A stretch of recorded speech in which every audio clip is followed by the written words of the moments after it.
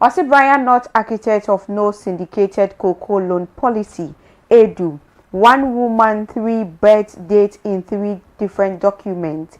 The informer. We will resist attempt to gang opposition leader Same Ewuku declares. Mills criticizes NDC on Galamsey. Government not taking fight seriously. The Daily Searchlight, NPP to Mahama, stop the persecution. No Ewokata no emu. Ghanaian Times and so Edenede Abab or say securing Africans' health sovereignty. Let's take up our destiny. President Mahama urges colleagues. President nominates Bafo Boni for Chief Justice. The publisher, the Ghanaian publisher, Mahama replaces Tokono with Bafo Boni. NPP marches against injustice. No Ewokrata no emu. The Accra Times and so Edenede Abba. Nodina Mahama weeps for children and women in war zones. No Ewahanum. Fight to end drug abuse. Bagbin enjoins Wala Traditional Council. Daily Guide. Kuwakata nidia ode aba eniye. Osibuahin Edu. Dr. Brian Achampong clash over cocoa loan reform. Yensho ehunehuna demo hate Accra. Mahama appoint Bafo Boni as Chief Justice. No ewom. Sansona Daily Graphic and so denedie aba UCC ran to a halt. 70,000 students, 4,000 staff bear GTEC brand. No ewa hanum. Chronicle and so edenedie aba ene ano pay. Also lift and elevators, agile breast elevator service provider. No syndication cocoa financing policy. Boahin Edu emasculate Brian no ewo the chronicle ko wakata no emu. Alishibama yatna CD ebejebre na yakenkai ankasa ede amao ene Kofi Wayekrado omahene papebi kwewu de hye kronkron ene aye ukwada Kofi fa papa ne soso mame mu ache me mu akọ aba me mu atena se na me mu sa se how was your night? Yami adum nyina ye me ho ye soso night no soso na ye okay wo so daye daye de wo so esi wotrim na so nyam yes ye mum na so daye ache ni trim na ai so no wa kasa so daye ache wotrim se anu no wonu obi akoka kire no yo fa sa me bo amane a be fan yo okay duzu bi amamenya awe ya komche bia na mayabu ayo pai bonso anaja odi man pai bo ne nyina no ko adi amame kama ani eye ya nti wo so ana waka yo mate nti no me de ende me sore na mi rafi nti normal na ye de muro so oh yeah mi so na se daye bu no me ko me sore obi rafi kra nti me de ya ko da wo me me ya osun da esu wo kosori so for me so da na me kosoro o say ye no wa yinsira say na me ko o say no yinsira nko a o say me ko ya na de fita ye wo soro me wura mu o say no wura de fita no so fo ba che wa say de oberu o so fo e ho na me san ba che o say no wanya wura mu no nko ade o say wo je nye wa na bewu oh wedru ho no mo san wo yinsira no ogusu a wo ko yeah o de ade fita na so so do mi say ayinsira na ye mo ho wa ha say eno wura ade fita no wase ya wase ni obewu so for one me sign but so obewu de ya wanya wura mu nkwan de obewu obi be say attempting murder ni nyina no ye kodru ho no ma ye bua Aba ojo no ha wa ha be call Psalm 101 verse number 7 okay and the honey can kind of free Psalm 101 verse number 7 iti wo fie na wo hwe na wo tworo na bi na nyina yen kenkan mum na poto kasa no wo se and chronicle ediafa Psalm 101 verse number 7 wo se no one who practices deceit shall dwell in my house. No one who utters lies shall continue before my eyes. No one who practices deceit shall dwell in my house. No one who utters lies shall continue before my eyes. Psalm 101 verse number 7. Ose dia otwa nkontompore ntina medan mu. Dia okeka atrosem renyina manim. Ese urade mpa nkontompo sem. Debi na kofi che o se entro ho na nya de papa o. Obi de dakro bedi ntro no dia sewo. Ani emum. Reputation na wa build for so many years. Fie mani mo do wo de apegu ho. Yeah. Wo de dakro ase. Dakompo. 3 minutes pe. Oh. No de ase ni. Wo de ntro ase no. E ha dwene. Afeu be uyi anu bi enye ye. Ye ya ne se ye bekọ beba na asam na nya nokre no. Baby okogina ye na obo de huro no ansa nkogina ho no mo nya ni enka. Na empo okogina ho kra na okan fia. De wafa no, wafa bone de kwada. Eno anu no Ghana de. Oh. Obe catch us meeting the first and the second. What the kwada da.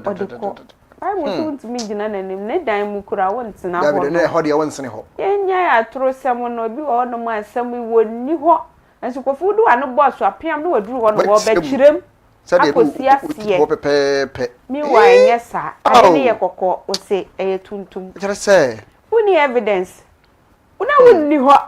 Kofi mi se be mu de no kwa de enwanwa o. Sade wo be si aka no. Wonni ho. Nanso de sade obesi aka no. Se ya kona. Odi bia fore ho wona wo de ne ye no kwa. Kwa matade de ahyew. Beka sususu. Kofi jai. Wo abeka wo de no. Na mfa. Wo mo mfa. Ha, because ya say we wi. Yeah. But emwa. Ya mesi wuntumi nyina nanim no wa besene ne dem. Debi. Aha. Emwa yen. Nanim kura wu nyina adam na besene. Oni so obi mu kodi ntwo for favor. Yes, wo ho pa. Yeah, o se ni nua. O pedi pa nim adom nti. Wo be se obi dia kwagye sa adom no wo ho. Emwa. Aha. Jai. Two ho firi ho. Ano pe baby ahwe yem bia wo ye bia jai. Say ya sori adwuma mu fie ho no mu nua na wo nenem te no. Yi wo fa se na wo ntro edwam. Ntro. Anti man say yi kakwa yi gabon ya no wo fa no wo se dabi. Wo fa wo yi keta. Ose gabon ka ko su na eko no. Eti ni no ko tena ho no ma ye nto. Ho nso anu wo fa no wo so ni mpefe se ho no fa no. Ko fa o. Na market we no mo se wo mo ho sa. Bible so ntimi ntina na yi o. Ni dan mu. Wa benya nanim kura begina. Hwe. Ako pre atemu se wudi bi ma na wudi fo. Ti ye njai na mboa ye. Ko gina ni mo beka concern yakọ. Eya ka. Eya no kura ka. Nkojina ho endi ntrobia emwa kofi enkoye ni mu abisa mesiase e de free jelly graphic mu na kratafan ya toso miensa e na mesiase e de free akwa no na mbebo amane se Gtech ene UCC de abo ani pa ya no de ne papa ni nyina ne se Gtech kire se chancellor na wo UCC ho vice chancellor no Openi Johnson na nyako boampon we professor. Okay. Gtech kire se papa no ni mfia aduosa na so a wo so kona homgye mu. Enti wonko. Papa no so ade ne nsa hye contract ase esa mfie mienu se wo ye adwuma ka ho ansa wa kofie. Ana Gtech se ho ani ka ho kofie.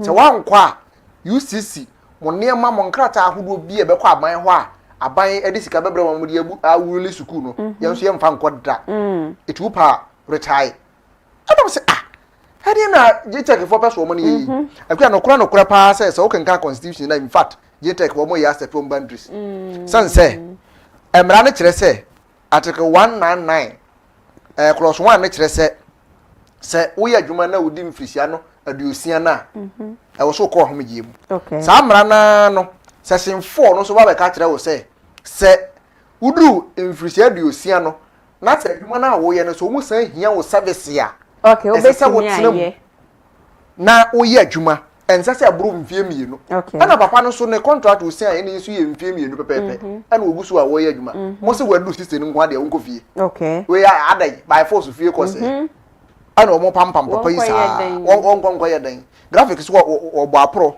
eko UCC no ko ira se saade na Gtech aye na se high school okay how mo pa do wo so ko ye no na dwumade nyina ekoso de na nso no is as if say tete om kakra enu abomu amane de akere yen me ko katafa to so du ba ko okay na emaya wo mo police mu ye from Police Ladies Association aka Polas wo mra ne no na Polas kire se wo ma se dwumade bi ase na dwumade a wo ma hyase no eye leadership in law enforcement course a wo de sa course yi ebeboa police ma wo se ye krom ha ye we ye nya IGP a wo ye baada enti wo mo ebe ma police ma na sa nkyerɛkyerɛ yi se de be ya police ranks akese ne yebetimi nya ma wo mo so ba be fa sa di bre ne bi eno ho enhyehyɛ na sese police a hyase ya wo mo ayoyi enti enche bia no menim se ye den ye benya IGP wo ba wo krom ha sanse dwumadi a wo ma hyase a wo mu di no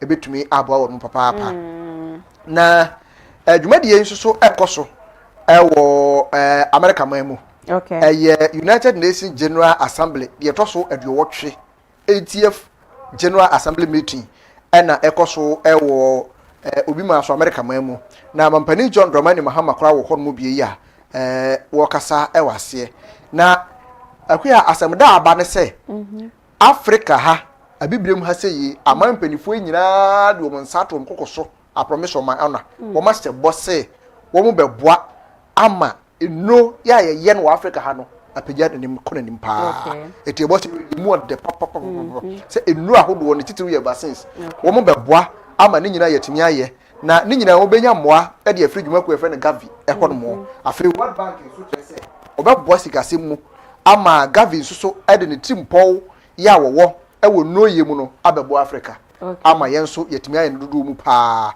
aje tasem da akopie e de afri hono mo aba e na mabomu e de akire yahwefo nyina yi ma men komanim na men fa bi nso so wo guide mu na guide nso bo amane katafa etoso mu yensa ese nyame ya dom fiti April 22nd a Justice Bafo Boni ye bo ne din se wono na enhwe kire se Chief Justice no se de nyame ya dom wo take control wagisia no then na no papa because mu first year na ma me no eti Bafo Boni na agisia no se Chief Justice ya wo da ka no akama na eno eya mane boye a wo delegate mu katafa etoso mu yensa na miensa ho abie mu no ana UTAG nso bu afu pa UTAG ne nkura bata e wo UCC omo se ade a Gtech ye no no kure se omo bonyo so enti we be 48 hours ana omo de ma Gtech fo se saa sanction omo de ato UCC so omo pomu nyimfiri omo so nya saa no omo mienu de bo ani a Gtech ntimi nyina no nto omo nyaade omo ye no eno no ena krata yi so de aba na MPP nso asase ya omo ye veti omo aspirant ya obi e prese obetumi adi enkunim ewo mabatum obedi amanyoko no animu no o ma hyase no anipa miensa egina mu Dr. Mamudu Bamia afi ronyamfo wosaye odutu ena afi wura Kennedy akompreko Japan so wo mo convert enra ama mpinifo toto wo ma no ehia eni timponti a o mo pese o di amanyoko no animu ena wo mo te eba yesa na maami oye special aid edema Dr. Mamudu Bamia e friend no akosua manu na akosua manu se enti ekodi na no ani ana mo se aden no o ne nsam trofo na ebonkomo no se na se no o ka se ndc amanyukoi wo mo ba be kon galamse yi ekwan soronko so kra wo di ekodi yekoya mankan bezie oh twia wose we nko ade ne nya kono we nko mankan we nko ade azonson we nko ade abomu no kra nsa nya de se eh mame to bo kasa no wonim de waka pa isa si se wo dwumadi a wo mudi akonte galamsi na amfa kra kokonto se we pa ade ne wo nko no nsa mra bi musan se antentam kra wabomu ma ne krata fa to so mi nsa wa guide mo na enra ye pa ni behwe na monten so ye nsure huna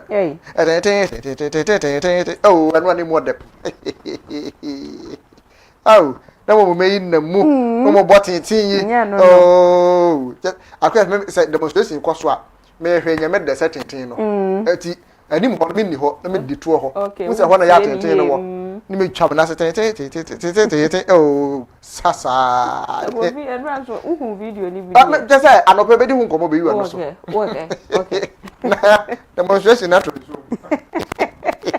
ensure they go afose ton oh enu mo di petition come up osi o wie no wadi bi kwa bankesie me se mampani so nye okay na sa ehunahuna no wo munyae sanse wo mun trase emye ntete wo mun se ngumati mo ye mo sa emfa na medibi soso wo chronicle mu na fi media na Dr. Bernard Champon nie wo preso obehim frank ade ama mpp munyoku no na okogina apoema ntemu ana wo bon tro akra na wo ka che wo manfo se koko syndicated loan mu ni kwa fa so efiri ho o mo se da bi o wo se emia we was mia na no we was obeye agric minister ya no wo yes adwuma no mu ni kwa fa so efiri ho o mo se da bi o wo se mia was it since free way wa ba was it since 1947 no ho Ghana ha say ye beto koko aje kwaje bosia no pe any agric minister would be yes ade no and wo kan we na boan ye du chi mu so bui wo bua ha mu si ni wa na ka se wo se mia boan ye du me na me ye koko board peni si wo pa wo bua wo se Dr. Bernard Champon tida na sa syndicated loan no ehun adwuma a mo ye no eye wo no wone koko board management na sa cha mo na Dr. Mamudu Bawumia ne Ronaldo Apan ebo na chidom emo mutimi yes adwuma no ma emu odin omutwa sa loan nim ya ne ya ban ba ya wono so toa so enti Bernard Champon se wono koye ne wono de yi ye kopra batwe ya yi si won ko bi anyanya no wo free ye koto wazi wono wo kopre woni position ne to wono ne de Brian ba ye ne ba ne se no wotimi yi ayo Joseph Adu so obo ahe du se wo boa nsi ni wo kasa asem ba bi ya ye huro no wo boa wonim ho hwe na Nigeria fo mi no wo mo gina court wo hwe ya okay ye Solomon David King ana okonko etuk o mi nyina 48 years o makotwi America ni ne Canada ni yedi o matwi o madi papa sika o mutwi o mudi ye no America dollar no $715,000 yo between 2020 and 2025 yi ana nkofu ya twi o madi sa no na ne nyina ne se o mo mi no ka kire Canada ni America ni so wo mo o mo ye ship mo adwuma ti se o mo won nema bia o mo pese o mo mane a o mo kan kire o ti Canada ni kwala na no ho pre se sa ene me de bebre mo na mo mama ne amame ene wo mo mane sika nyina de baaye o mi no mo ka kire America ni se bra be hwe nema ne se no anu no a wo baaye am de na kotogo ye de be ba Ghana o mo de na kotogo awi asa akoyire na jisika kakra wo ne ho no san je free ne ho ana o mu yi free mu etu wono so ba Ghana ana obebo ne yonko bia mane se ohun ne yonko Nigeria ni na obo wona ma se na wo krom Nigeria for sa no mote ye twi mo twi medino sa for no na dam for bo na mane wo se friend Victor Efio obo Efio di no echa Victor Efio say wo so bone so to no so ti ye pe no so mam ko ba police for mane okay ana ko ba police for mane ya kire nkofo yi no se yi court say 1 million each omo famna na fi omo mo beri de ewo mo Ghana cedis 1 million Ghana cedis okay yati na fam enye sika keto nti ebusua ye begira intwindi so na ye twa ye ho akoje aboafo enkrato aba ye ba bayi wa no ebeto aso de ama ebusua ya kire wadwen kire nketenkete na wo kire ni nyina ye kabom na empanifo so etu ho anamo atem didie de ye nyimfirim esanse emmoa mpanifo otie anopɔ mo hwɛ na wo mutie nti wo ka mpotem ho no mo nsɛm bi ekoso no betimi afa namba no o de to ho no ma yenso ye be ye ho adwuma ma na mpanifo so etu ho anamo ye kɔ ye ba sisia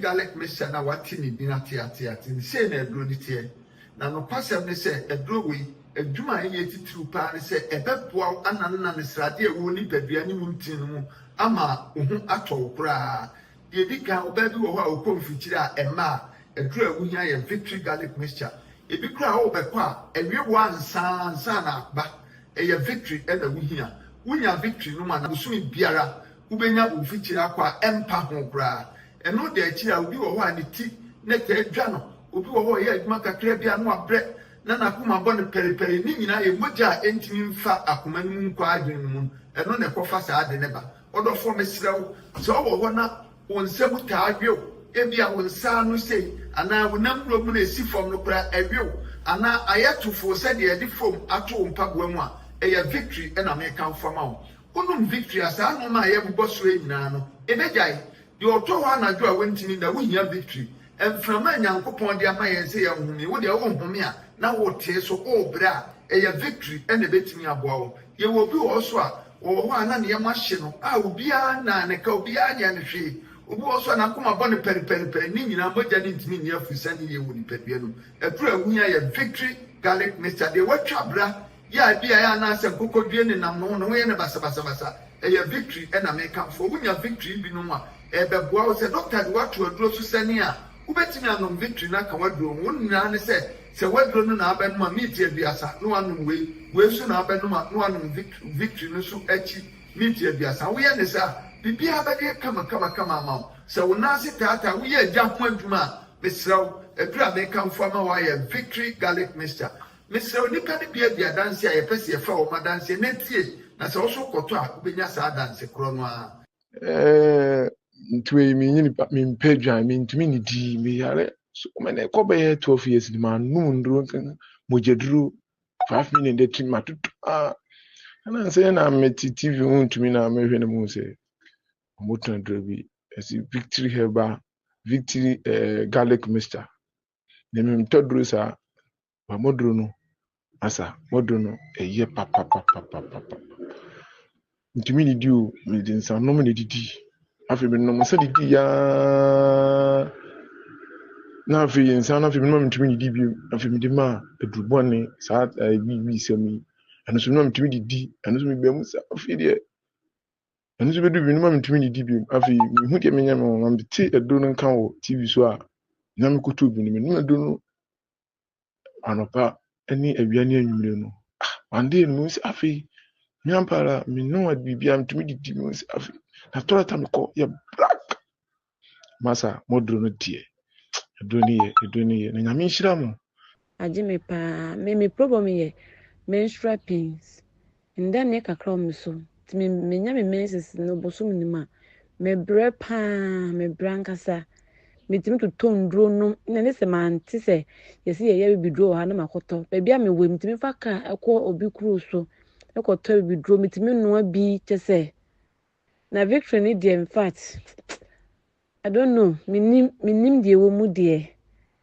me koto obi me tie advert no TV so sada na me sorry anwunre na me koto ye na dana me say ade yi to me paadi mu no moja tropa yi to me paadi mu ti me twa to me phone no so kura say ha adwene a enka me de betum aka ho na ma hwe te say se wa hwe ye kwa baka se na bia me ya bo hye na me no maduro bi te say efi sada na yi sa moja troa no to me paadi mu no me nya mezi se no maduro e ma me hu sa emoja se bi like say kwoti te say ni nyina flow kama ti victory tie mintimi enja ento ho nte to de bia na mo ba abasha mo me so abasha na eduro ne me di hu adanse obi si me de cholesterol sa de bone e na aba me dipadua ma be dia tenase waduro ye victory garlic mixture se wunya victory ne no ma cholesterol ne se ne ne e density bia no victory be yi ni nyina afi dipadua no odofo wo pe bia to anama ne 024 25 45 633 024 25 45 633 and now 020 129 3280 020 129 3280 a victory mkunimdie ne ade bra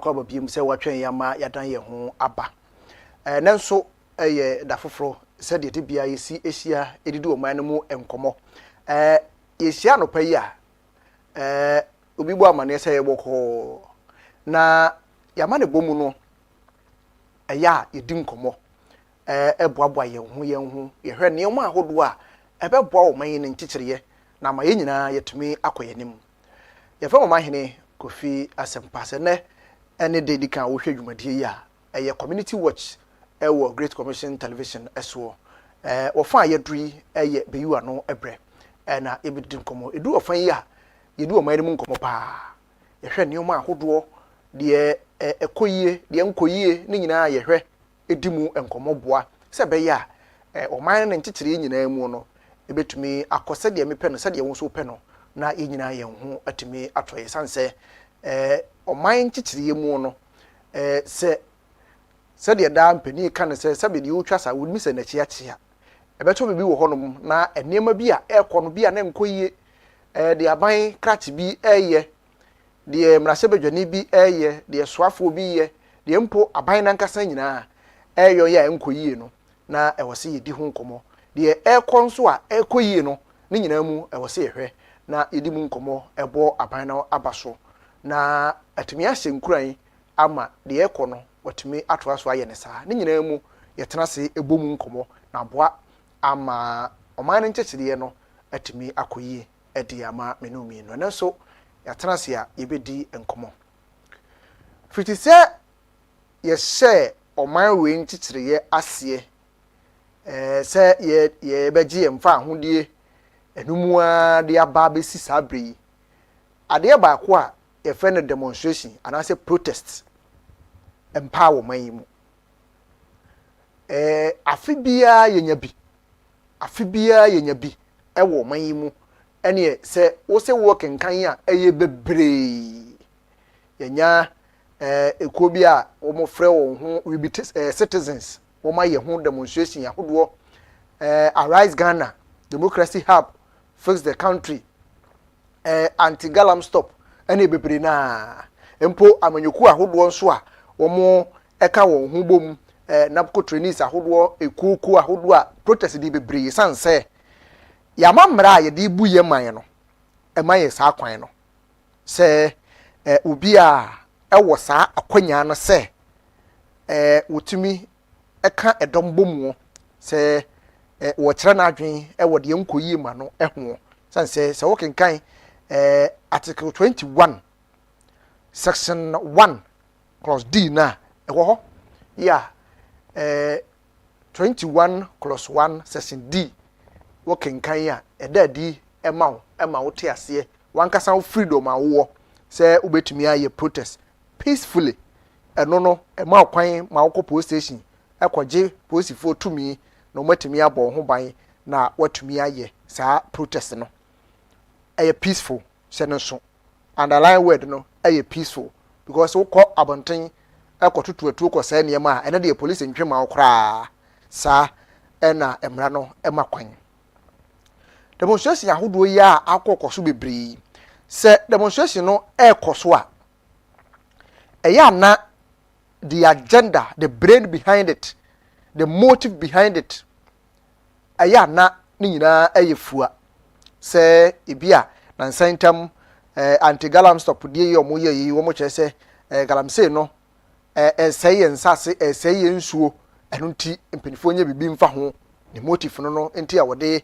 ɛyɛ saa demonstration yi napco trainees die ɔmo yɛ yi wɔn so yɛ ɛde kyerɛ sɛ wɔn so ɔmakatua kam ne nyinaa wɔn yɛ bi ne nyinaa mu ɛwɔ hɔ yɛwɔ ahodoɔ mmienu wɔ mu yɛwɔ strike ɛna yɛwɔ demonstration etimisira wɔyɛ ana wɔahu difference a ɛwɔ mu demonstration anaasɛ protest ɛho nkɔmɔ ɛna nɔpa yi yɛdie deɛ meka yi nyinaa ɛba bɛsi ɛnora MPP wɔn demonstration a wɔn te gu mmɔnten so a wɔn ɛyɛ sɛ yɛnsuro ahunahuna demo the motive behind it ya na wɔn de yɛ saa demonstration yi nyinaa ɛne sɛ wohwɛ na nsan yi a NDC aban bɛtena akonnwa so no it is as if sɛ MPP party no mu mpanifo bi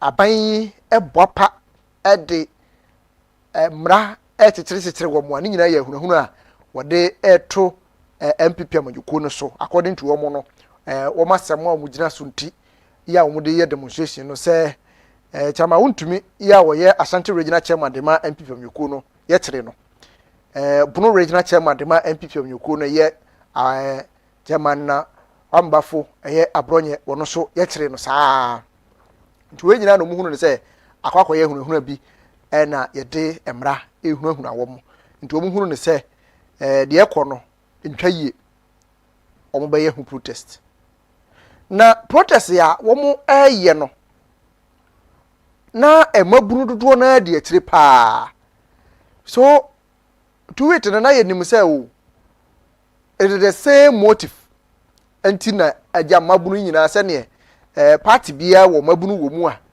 wɔn soso ɛkyerɛ wɔn adwen ɛwɔ man na nkyekyereye emu na Ghana nsɛmtwerɛfo ahodoɔ ɛne saa emabunu a na wɔn di protest yɛkyi ɛbɔbɔ nkɔmɔ a wɔn so motive behind say wɔn di demonstration na kyini yɛ different thing altogether say how sɛ nti ɛna ɛbɛba sɛ ebi kyerɛ sɛ wɔn the reason ti wɔn ato wɔn agu mɔnten so wɔn nim the reason ti wɔn agu mɔnten so a wɔn yɛ saa protest no wɔn de ya ne sɛ yɛfrɛ wɔn sɛ wɔmmra yɛnkɔ ɛna wɔn di akyire bi obi nso wɔ hɔ a placard kora kita na ade a yɛatwerɛ gu so no wɔnim de egu so mpo wɔdi akyire bi youth no emrante ahodoɔ a edi akyire na wɔn so protest no ubisa wɔn sɛ nansan NDC aban ba yɛ tam ɔbo ayɛ den look at that ɛno nti na wɔn so wɔn di akyire yɛ protest wɔn nyinaa kyerɛ sɛ they don't know the reason ti a wɔn ato wɔn ho agu mmɔnten so yeah wɔn yɛ saa protest yi so na akɔkɔyɛ asɛm bisa sɛ does it mean say protest no ɛsɛ sɛ yɛyɛ because constitution na ka say obiya wo freedom so wo protest enu ntia wo so obiya ye bi keke ana say ne say de esia ye no se nipa no ba ba ye wo protest na e wo se ehunu nipa awodo o ye sa protest no because ha dwene pa wo de ma men kasa enkyere mu pi ye nkonko tie saa emrante yi ansentwofo no mu di nkomo yi na ye nti omo motifa wɔn di di star protest na kyina fe yemra emedi mu nkomo ma ntie emra sisi ya faith dan basam ka cha ban se mekuta nkura mienu mekuta da finances so bi nya adwuma nye ti mesra na sa adwuma bu ona se ya ama gba susu yen wo se ugina ase na wo da bi sa wa hwa anope ye fan ya adwendwen ti o ya na wa yere adwendwen ti na yeso ya de kakra gum wo de na wo de gu wa wani cha de na minute la ko cha ma se ya wa wani cha ana patutu we de say I say mbo wo better na waka protest because some nanti 90 no se be dos ano so na no ma you say ya faith faith and na na ja o da boy say the boy want to you MPP ni ana because MPP for na protest we MPP ni but me MPP ni last one ko ba list me kan ya MPP ni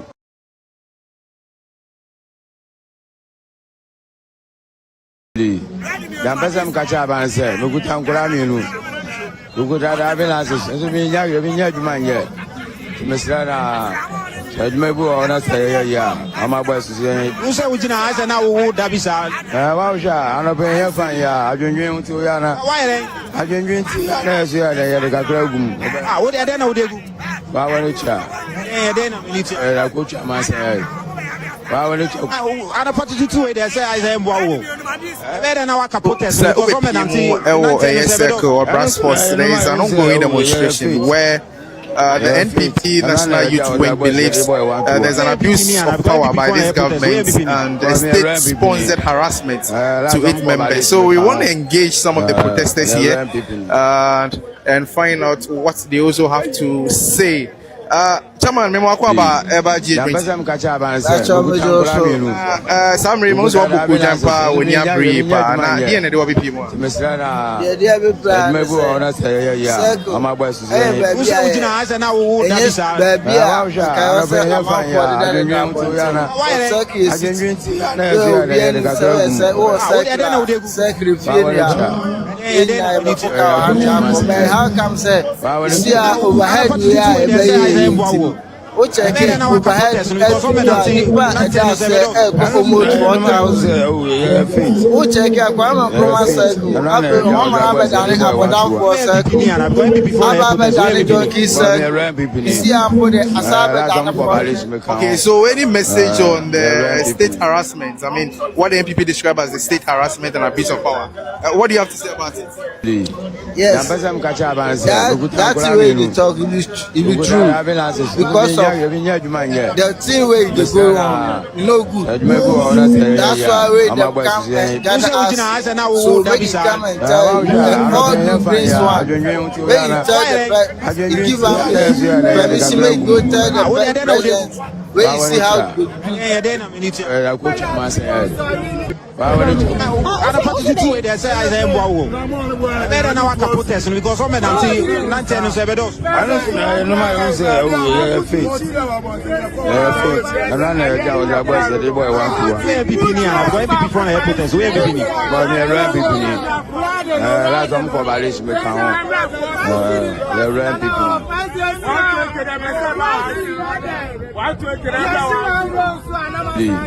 Dan pesa mkacha abanse. Tankura miru bukuta da finances mi nya djuma nye mesrana djuma bu ona say ya amagba sise usa ujina bada usha I don't know ya ko ha video mi ma ho video yi etie mu nsem kakra se be ya ubehunu enkomo a ye die no ho asem protest anase demonstration e allowed e wo man yi mu say obi abetumi ayibi in a very peaceful way say o ye protest ya edom ene enipa wo twe omo adi wo protest na chie no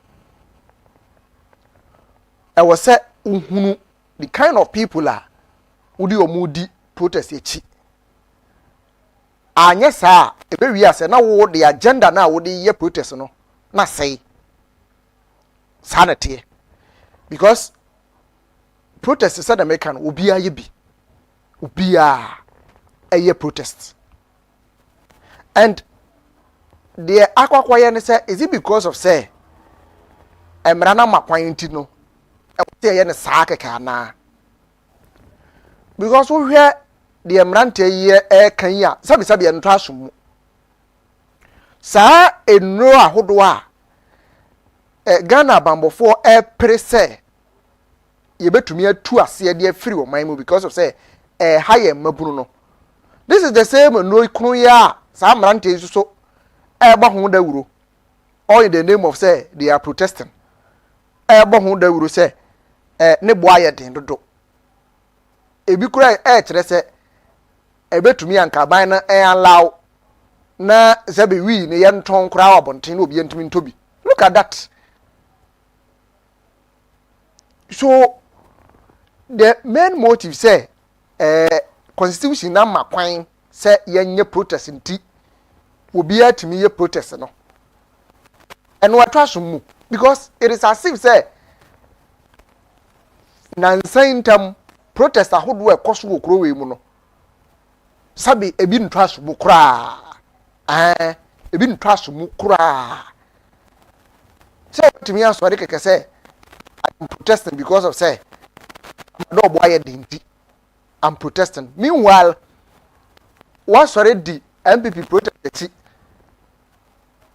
but motive I would be actually no sonko ehn ye dui e kwa sign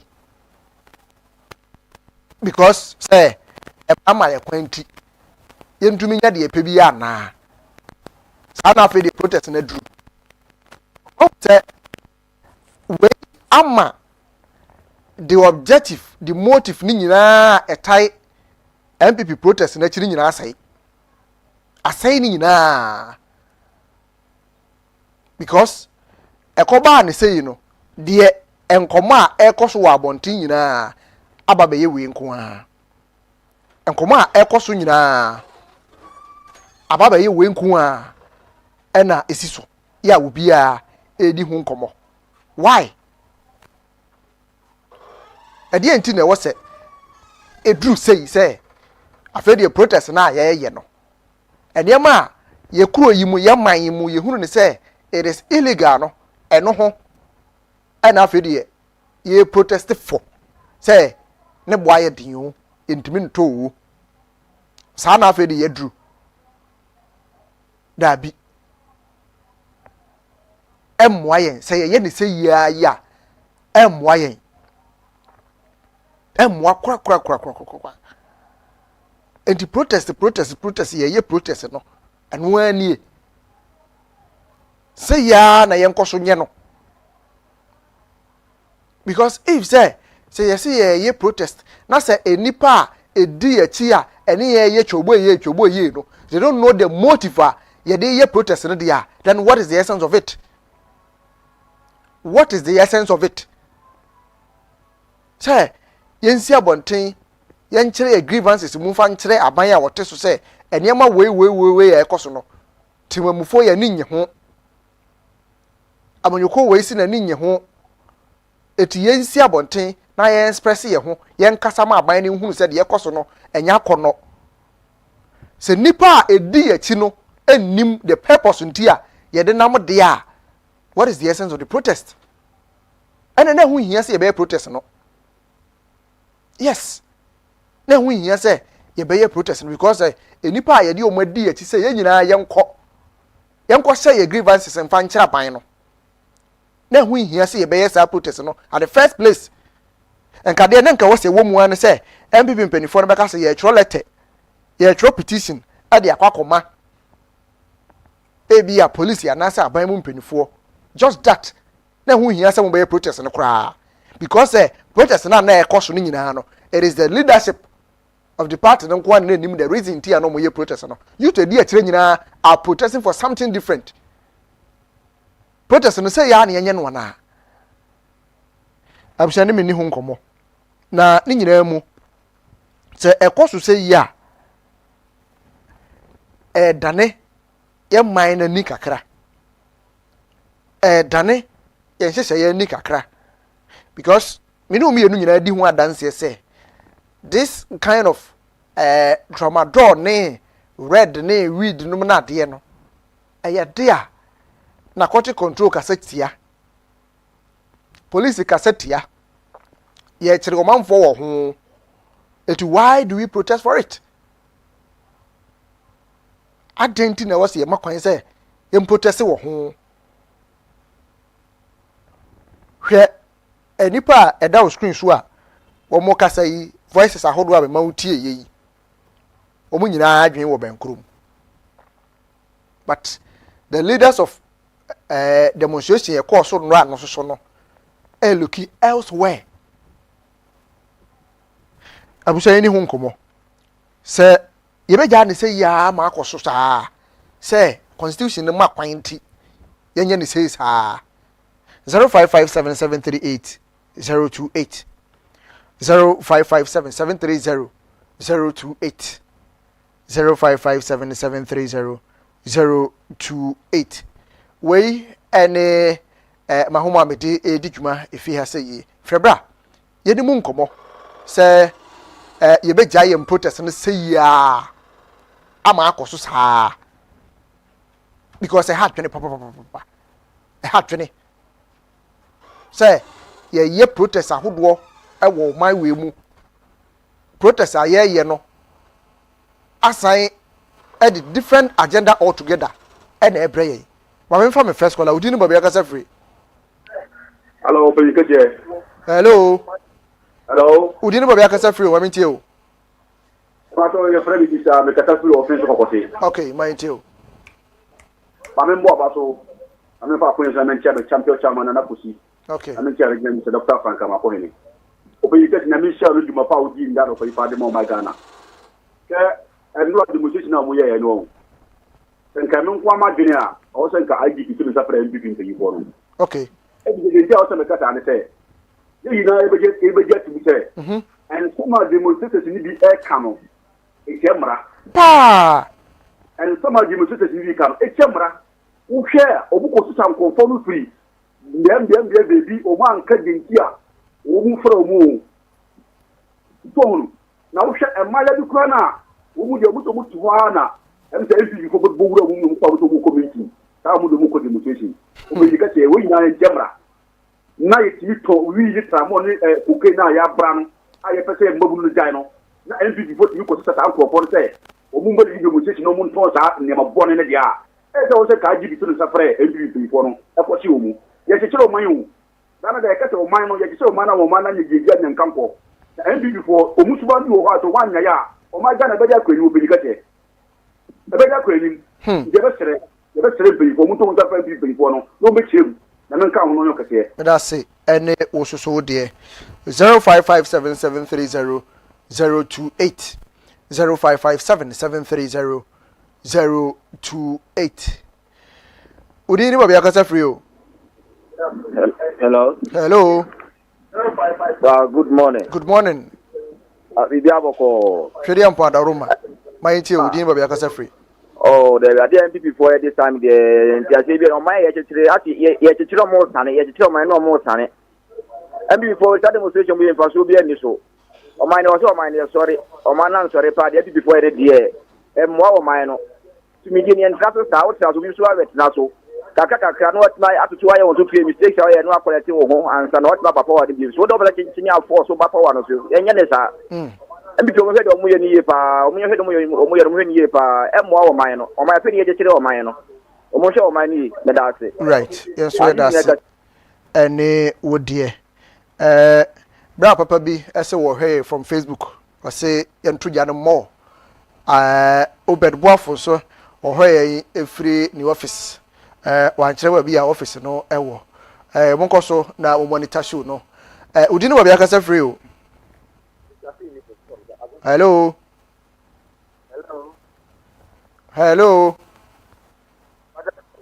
wara o ma okasa no wa chire pa wanchima nyina so ho san free bra na yenim nkomo wae on 0557730028 0557730028 udini wa bi akasa free me de shadotu me ko sister kwade mind you before the demonstration information in theater sere o mo ba no ATS my exam see akwasa na boya untu site na nseme tia what say so o ina na obede no bia ba na ima tomotomo demonstration she for ko phone we this na simple bi entu ya no musumo your mind mo pem your mind o ma be from be won jin won no ton no hwe me this for be 4 years now. That's it. So yeah, that's it, papa. And would dear 0557730028 0557730028. Say demonstration be koso say ya dia. Ene egu amanyuko nanim ase. Yes.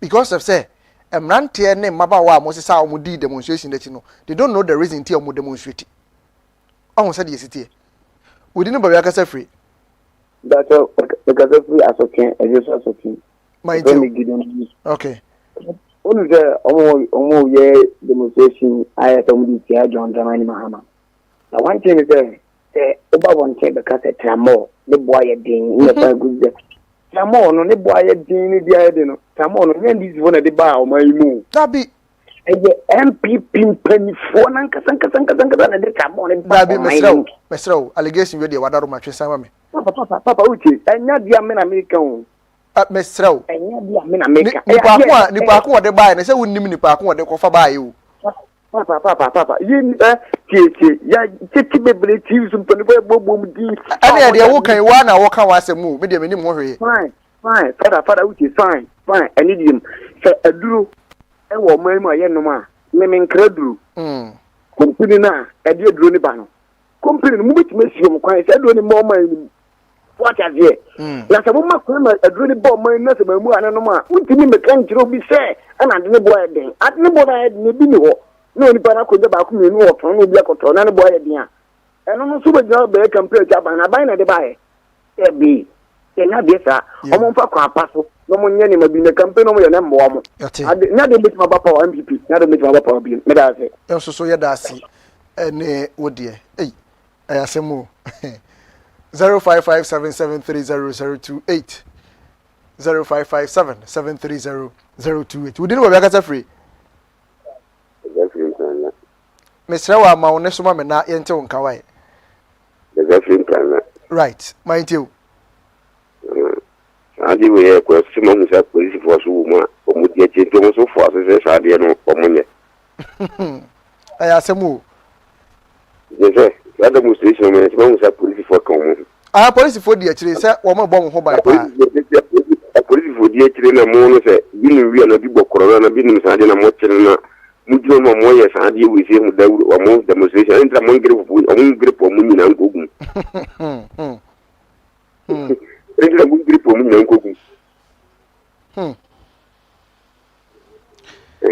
right why now see any ososo de in fact I had pop ye o man no man nye se yankasa ye de uri no baba yakasa free o but the plan Paul makasa sa akin mind you kaka meti makani se o man e ko se ni dia na aye ni bu ati o pa o man ko se ni ba se pa because a bit for protest na we mean the reason why ya o di protest na chi e ko ni se de man ka we na chairman Santa Roger Chairman ka protest right men kam na nche ga na nya en ko je bai na ni bi mo te na yi ne obi ko wo te se ye pe ni ba ya ma ma ye be tra san ye amwa ga na ne ni no bia ya mpe te ga ni be ni ne ti ma na do ma be ni be pa ye ni o bi ti na ko mi ye mpe ni lu ko te se ni be ni so ba to men ya ka ma fa bu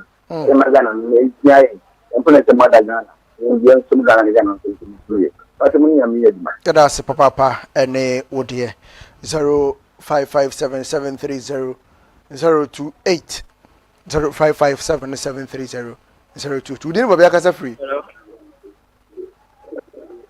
hello udin babia kasa free o kasa free so amezi mind you entama mota no ya wahana ndit4 eyebi ATMPP for say ya shawo se o federal kuta chance di kura na onye biko onye bi di wo mu ko eno mo ti man kan wo hwe won se wo no mo da to so ena ye ko to aba ye hu be ma wo to hye oba so a wo bo no eno na akwesifo ni wo no e wo de he na wo kan ai ya pato e ko so na se na se mo awe bi mo se be ma to hye oba so a wo bo no ablekuma na ofasam na wo kan ya na wono de ya suppose fo akere na dada wo o ma ti ana na se ya so di ayi awo waka se wo beto ya ko beto bala shi ni bi eno so wannan mu so mo uza wono so police for invite na pa a le se akodi sei ale da police for ma ju na wo ya mi afa no kwanya adwo yo so mi afa no kwanya adwo wan se ayi di abonya di ba ayi wo mu di no ka mu nya wo bi ati wo hwe bi de wo ka se wo ma ayi wo se wo twan ba TV so enu di awo ma ye ble no kura na ye nka ni enu di ye ble no na wa abronya asemu a wo ka no watie mu the reason ti o mo kire no bata me ti o we dia wo ye za wo batu we ra na ko be kuna mo mato difference dey ne wum enu kura na ka ye ka wo mo kire kura e se ye be kunu na ka ye betu ba ra ye betu bi enu no eni abronya de na difference dey ne wum yo mate ye da se ne wo de no kura se certain issues ahodo a ekoso wo man ni mu no yeah we should listen to the root of it ma yemfa babi a aduro na emfa nye criticisms won say the city if say ye nyina ye pe wo man nchichire ye yie ye nyina ye pe wo man ne pomasi bire yie a we shouldn't look at the happen now but the see anano bi that is what we should ask because say ekoba se bi a wa ba nipa mienu eyi wo mo ko a emisa de esi ne bisa de anano esi ye uri ne baba kasa free hello uri ne baba kasa free o kasa mo sinyo ankoto kuru ma ente o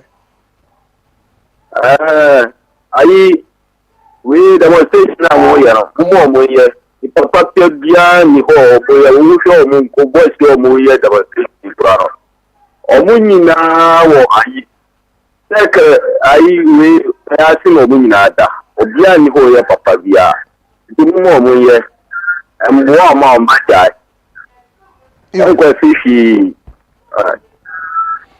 Mate yadase ene wo so de 0557730028 0557730028 wudi no ba yakasa free o Mikasa free kasua mind you me pacho ni ame pese mi pisa ni se si se o owia tokro no ade a mo nyina mo ye kronfo yeah na se amount for protection against we na se MPP for NDC for police for no mo di ekire no so mo di ekire ye den. That is the question. So ana the ewomu one say protest na ekoso say ya saa enkrofo a atwe o magina nchen a se krofo ne o mudi nkomo no police ni nyina hobi they are part of one more demonstrators na call many mono. What you say?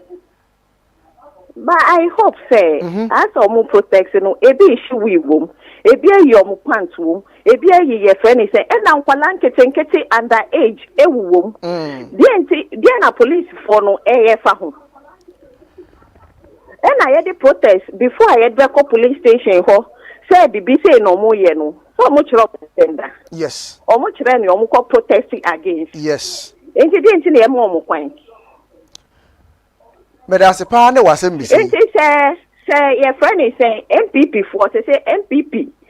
Any your friend is saying any to me maimu. Ena NDC ena go to me. Enti send ni pano obey no so ye NDC so ye MPP. Una wo hwe say ne wo hin na ebo man no. Yeah. Enti send ni pano be protest against your friend is idea enya. Why do you allow the person in the first place?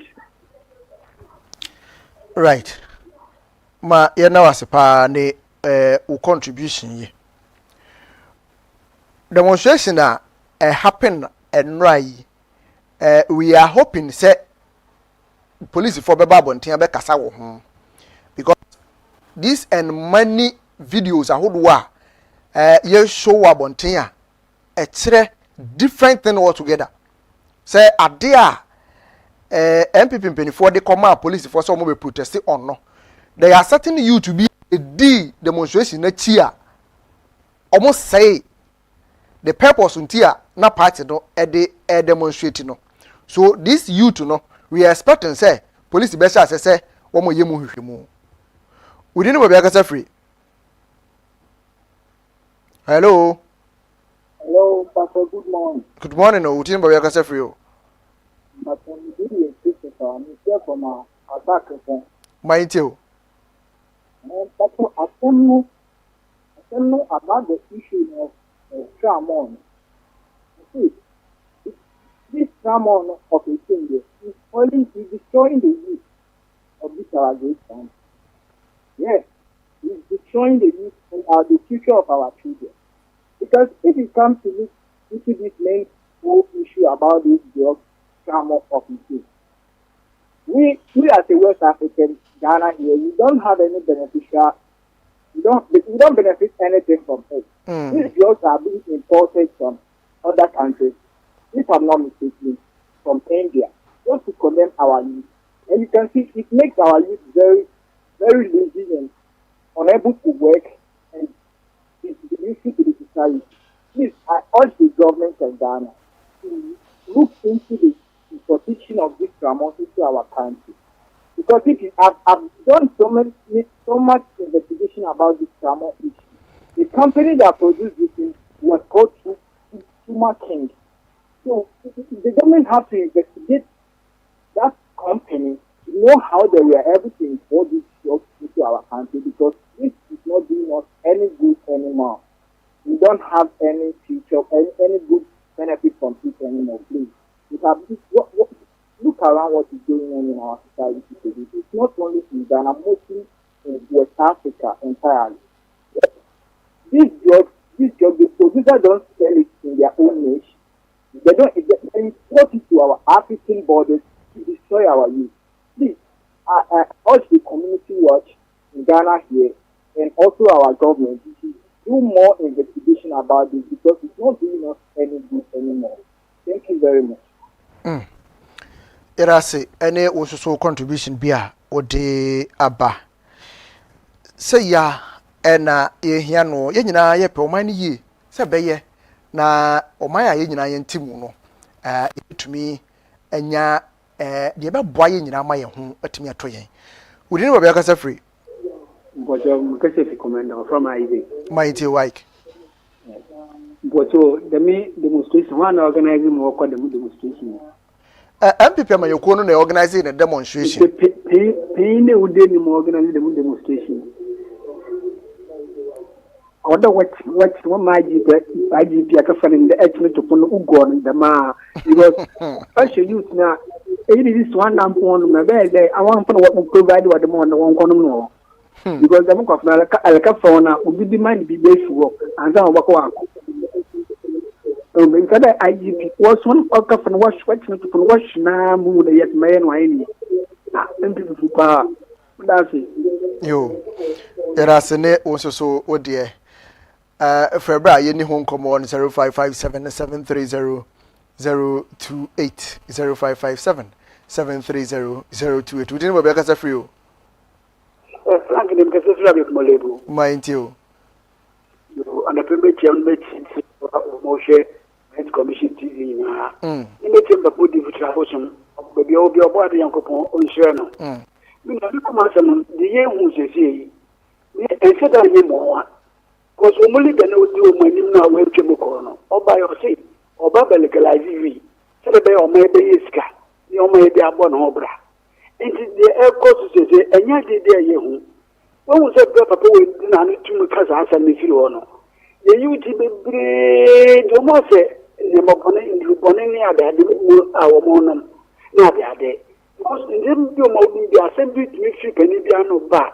etu motivate enkofu bebre mo ye you can't example am so edi amanfo edi you should dey ekosu ya e mani yo won the official nya no ai mo ga dey party ngua obi teche wa ga mo bua we eni dey be na o chuta we ni da ho awu do bravo bu ka ko je ni sa yi tu ai so obi o no mpe brede abo no na bu ka ko de ni so mbe ni fo na mo ko ba na den o mo fa so wa ma bo Ghana se to ama o ti opa na ka we ni class it is we men o mo so mo ye prefer do mo jitu abema we wo bi ko awon ti ase o ma se yensu ye ti ka se bibia se o ma ne o mai sa pele papa se mo ka fam ko fa my demonstration amar my ne ama fo so ebi anya mai ko na enye ndi ama fo nhwe peli be ne peli dan ko fi it dem bi ka ti ni de youth no muntu o mo fu mo ya mambo ko kwa na nkuma apele be die ende obo de yanko fo jira watu nya rasi ene oso de yemfa last call na fe yemfa nc 0557730028 0557730028 you didn't bobia kasa free o hello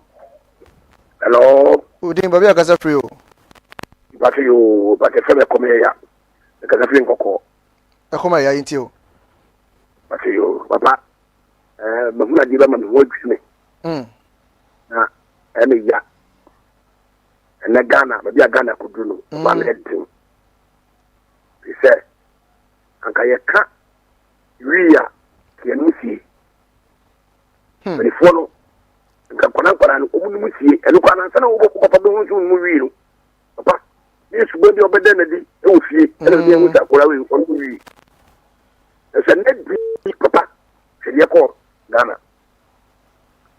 ya mo to wi man kwara enu whatever mo ba mbo tele ma police for say wani ni ade e ko so no omo hwe no mutimi sia no papa sabi ni am tuoi ni kristo ni suna me it make me try ade ka se ko wo mini akuno make me try ade make me try to en ka se ko bo mini tu aye den akuno papa ho bi nsebe mu anase bi ma no num bibia mama ni so anya sia ka je ni etni nya den ensi ba se na papa ya se de ko Ghana obi twitu no bonua o de bonua kunu obi twidi ya no de bonua kunu obi kunu nia atofu papa ye se ni ma wuyewu se ni ma wuyi ene wona ma bonten a wusuro so be se unie ni pana ka unu so unie ni pana wo sia no ade moni kita no da papa ni kan te kita no papa ne yedin Israel, a man in 24. Yes, Nana Mabuno, Sabi, this year. Yes, so. Somebody, I'm open say, I'm open to be say, I'm a man say, I don't know you're better. That's say, you're moving.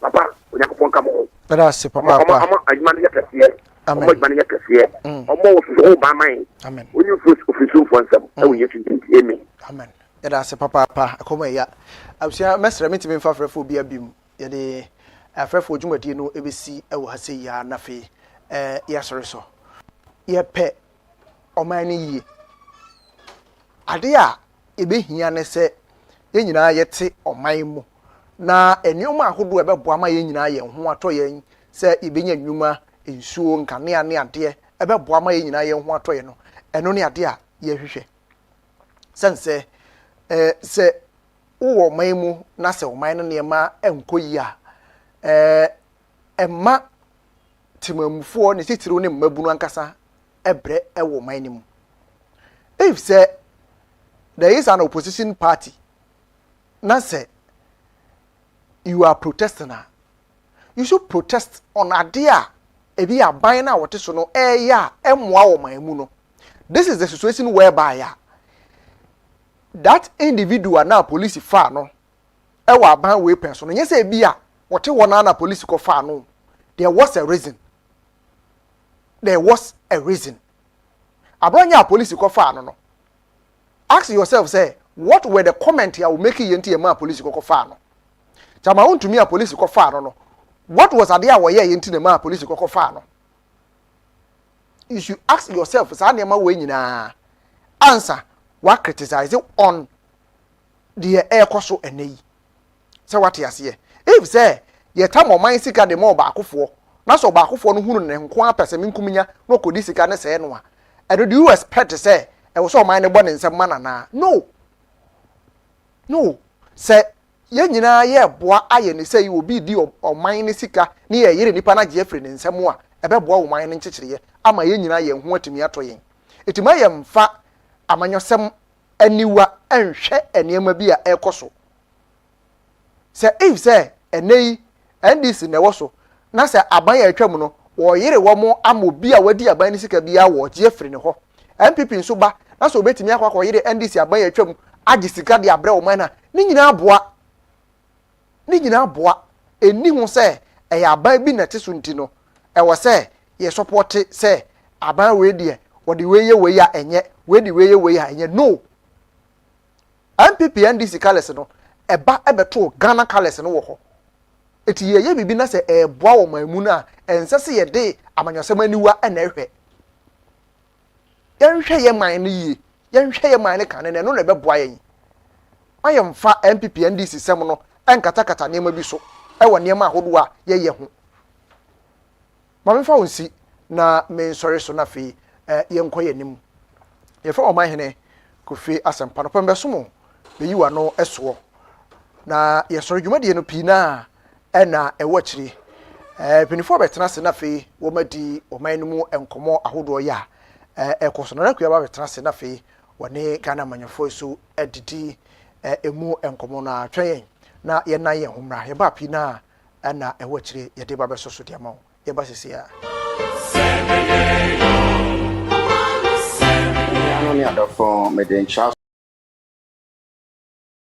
sonkon edema obi biara order me efri ye time herbal center mene kwanchefo a mede edru time herbal mesha na time herbal mesha mede aba gamason obowura dos herbal shop pharmacy shop bia okwa obenya bi ato na edru ampese twon komopa time herbal mesha no kwasan say edra a boost immune system no a support immune system na white blood cells and red blood cells no a supporting kwamo ano e manya ahoden esronko be pacho utie me wi bia ɛhɔ na yare bi bia na ebi abɔwa waduro ɛyɛ baako pɛ aduro no yɛ Tam HH Herbal Mixture anasa ne capsules ade a wonya bia ebetumi aboa papa pato baby wo ha bon so ha na sukita ne finase na eba wo ha bon sensansa na begugu na se wo ha bon senase na ekeka no obu okrampa after the menses no wo bon senase betumi ahyehye no wo bon sena insu ya sebe enka wo na ifinase eba ne pato wo no Tam HH Herbal Mixture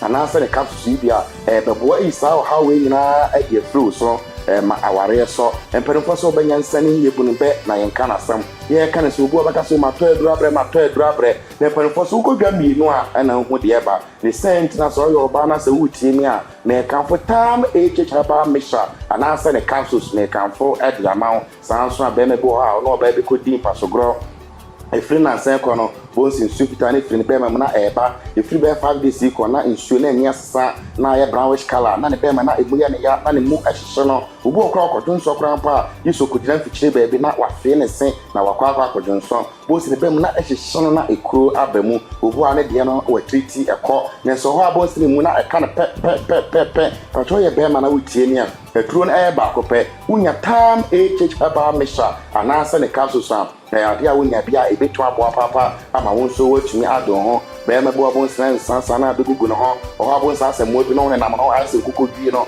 wode ne nsa beka no enso ya ade a onhu bibia ewo ho e pa toto Tam HH Herbal Mixture anasa ne capsules no bi na anokwasen se ya ade a mo no no eboa ma esisi bipadua no na anokwasen se eyi sa ha we afiri ho no se mbi kaka na e boost immune system no a support na madane dana wonya hoden sonko atumi aboa wo obu abon no wa akra ofi base fi dunwotwe ekona na obu ha okudare ensum ho abon so jonso na wanya ena moja free ne bema na eba e pato wonnom se do bia e yade be isa ha we nyina e de free ho e de amawo enu achi wa Tam Herbal Mixture ena wo fa ba bia time enam djuma sonko Tam Herbal Mixture edi eye malaria fever wo bia malaria fever e ha pa e send dana okoda hospital ye do ko na ye do e ba men ka so de oyare ya ni malaria fever wa mra Tam Herbal Mixture e wo ho ununu bia be boa mo otuma didi e be boa mo otuma nsuo be boa mo otuma adonso yare wo kompa betre video so na manka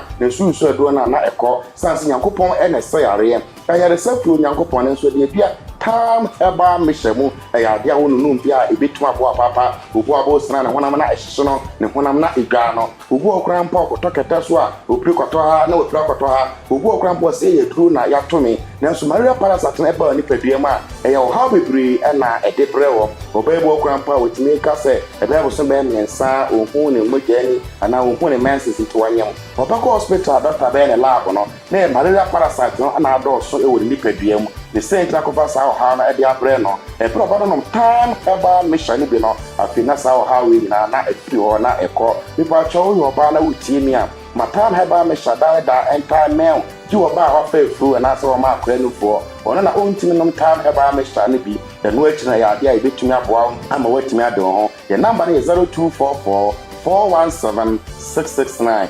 0244 417-669 and no mem ha ubu ra draft Herbal Pharmacy shop a debi abeko bia men kase me to adu bia keke so pe Tam Herbal Mixture and as a Tam HH Herbal Mixture and then the council say ya dia unya bia ebetumi aboa empen percent takra na ma akokọ ekese na so takra bwa ne de fanyam kwatre kwa wo ba num adu na adu ntime mo no ka wa num adu nkwa pa nkeye the center make up for Tam Herbal Mixture make up for the amount ubu obeti se ye ka adu nwa simsim on fe do ni din entu ni trim obekọ ko draft Herbal shop na pharmacy shop no wasimiti se ye ka adu nwa sense ya de we so ya de we na yakoyi adrubi na ya piama no nanso mperemfo asan kokọ na mapema a ohun nyina ne mpe nanso eskrobia na ntakra ne sent na meka fo ama so ko wura draft Herbal shop a kaisa time no ye TIME obomade na wonsaka bia ya de ebetumi aboa meeting ede na otafrida owusu agenai bomade fe 0244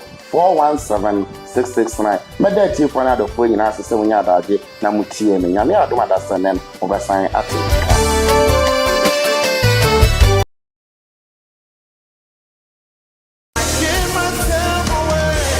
Hallelujah Nyankopon tumi wo so Nyankopon wo sra e wo so na se wo pese wo kopɛ emu nimdie se na be ya betuma ye adwuma wo wiye brei mu a Mekamfo Center for Apostolic Ministerial Apprenticeship kama ene de ama Center for Apostolic Ministerial Apprenticeship esi Apostle Joseph A. Jackson Sreso Pe.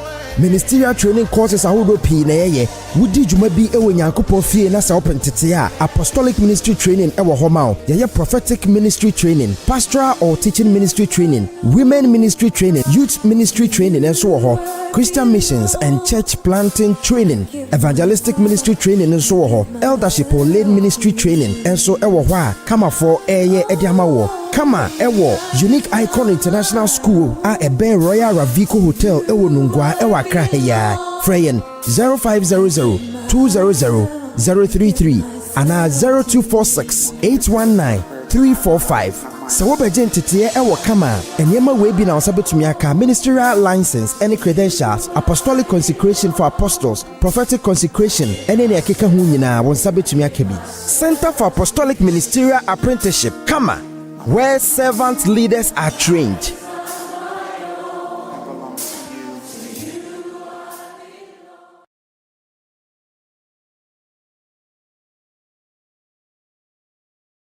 Odofo me wakwaba e de ba Dr. Mensa Herbal Clinic. Dr. Mensa Herbal Clinic many penny kwanchirefo a me da Dr. Mensa Herbal Clinic ya no a ma hotedin anase mabodin bi ne Dr. Wonder.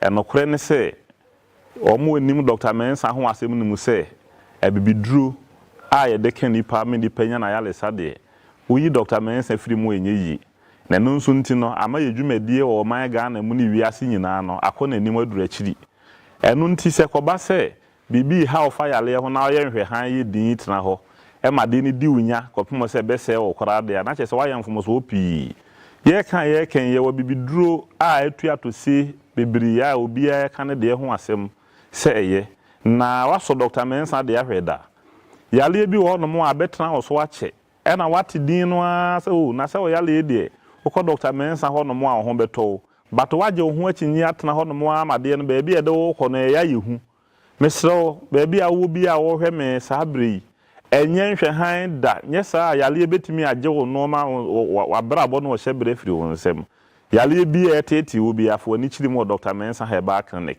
ye nkora bata na bi wo enkran e bi wo kumase ba bi a wo bi a so pese ye delivery service de aduru bi brewo a ye betimi de abrewo na tie eni kasem ba ko mu ne se wabrabo mu no se wo bobra na se no ma entoto yie ma wo a na e wo se wo hwe wo hyebirim na hyebre ne hwehwemu no e ho no mo na asem wo no obi se mi de me Kristo ni na Dr. Mensa de wo kan me ye de na ma hwe me hyebirim ene ni tia wo twam ne se ye wo bibi e fe ne sasa a yetimi di ni panya maka ho asem a won se watie mi ahwe me a wo mpe waso nye wadwen se wo pati sasa na bedi wachi a hese no ma bebrebe wankasa sikato nsem wa na hye ade abebia enye yi ye wo wa besi sa able bi kura mpa woni kapre da wakanso mu sa no ma we nyina ye no ma ye fe ne sasa e bedi wachi a edi wunya so ho obi wo no ma no ho ofe oba wasi so otimu senka we de enka oba kama otobrosi a obosi kama enso no be ma se ne pe ba ko mienu eno ano no won fre ne biu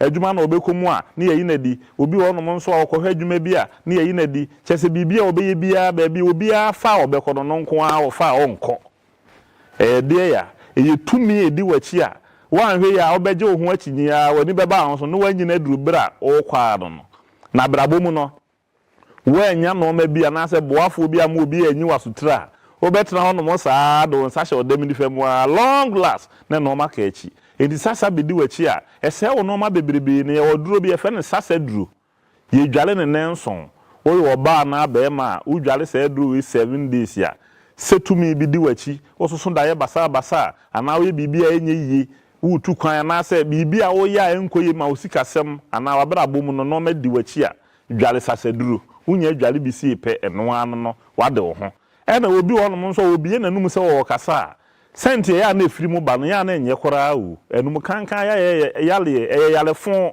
maka ho asem a senka wo num a wo ba kora a wa wo no wo no eni se obi a halitosis yale yi ha wadwen no ye waduru a wuntimi ma ya so ye kora ba bia obi a na betimi asende waduru ebi na aboa obebribe ena mo amoma so atu egu nubone so omo nom se wo ba wo num nubone na wanom wa ba bia de na duru no ye de na kodi chia wo de a wo be ye ne se wo be frɛ Dr. Mensa Herbal Clinic for say doctor me so me ba wanom no bone ama baby wadu no de nyame ya memo ya sei ye waduru a wo de fra na dua ne ma ne di a ontimi nkọ dua ontimi nkọ no bone no ho biu se bibi biala a ye no bone a oba no watu aguso oyo no wo de frɛ yen ye bema waduru a wo de be fra na dua ne ama na die enti ama ne hu kura na a stopping bibia wo ye wodaache ono wo ye wani da so awo na fom ti nyame boa na se wo na wo ba ha se wo ye sa de na wo yera wani so ade hunu enti mesro hwe Dr. Mensa Herbal Clinic ye chidi kwae na bibi e fa sa normal we si hu nyina no ye mmoa wo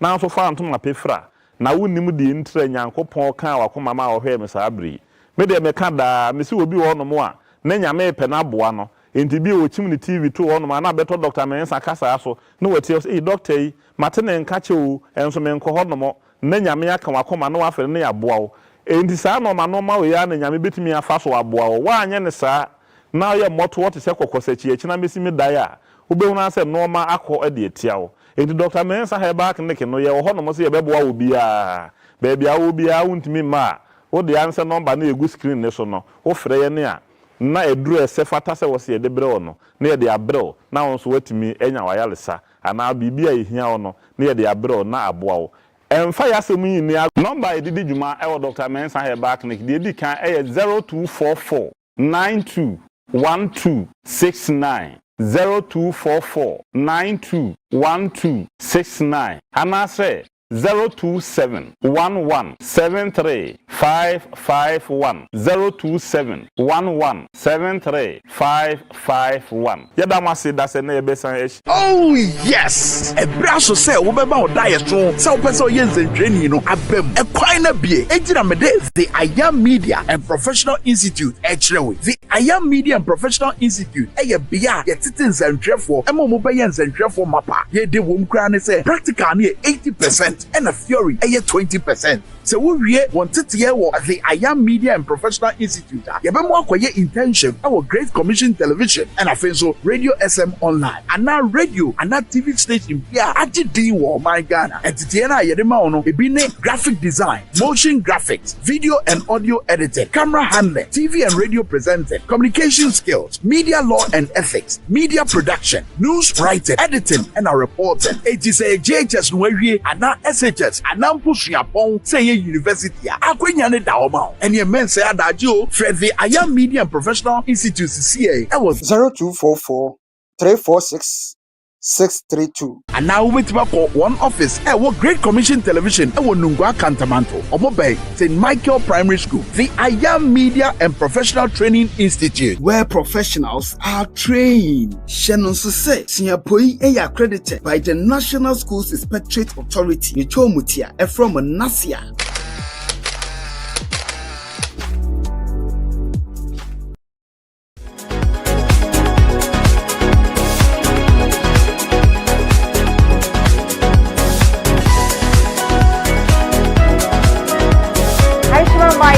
So na yemu akwaba yebede wase papa pasa ojebre na oni yen etena ye community watch dwumedie ena wani guso awohwe ye ene anopai yene free no so ababe sisa bre sese so ohwe wo time na no nkono edikan ewo ene abo enti studio hanomo no sa ena etie etwase ye di nkomo ene eye wukuada ensem bia koso efree adwoda ebesi enei yene wo ebo ho enkomo na nso hunu de ekoso o my Ghana emu de bia meka se ebecheche Ghana enye nimpa baako enye mompani ya to aba ede amano enye ebia MP bia owo wompotem ho no manase wompesua ne so nemom eye me wo ene sa empanifo nyina na ye kaboma yetimi pagya ama Ghana edisi ho no mo ebiem enti na ye ba bedi enkomo edi afa o my Ghana ehu na emperor ewa hanum say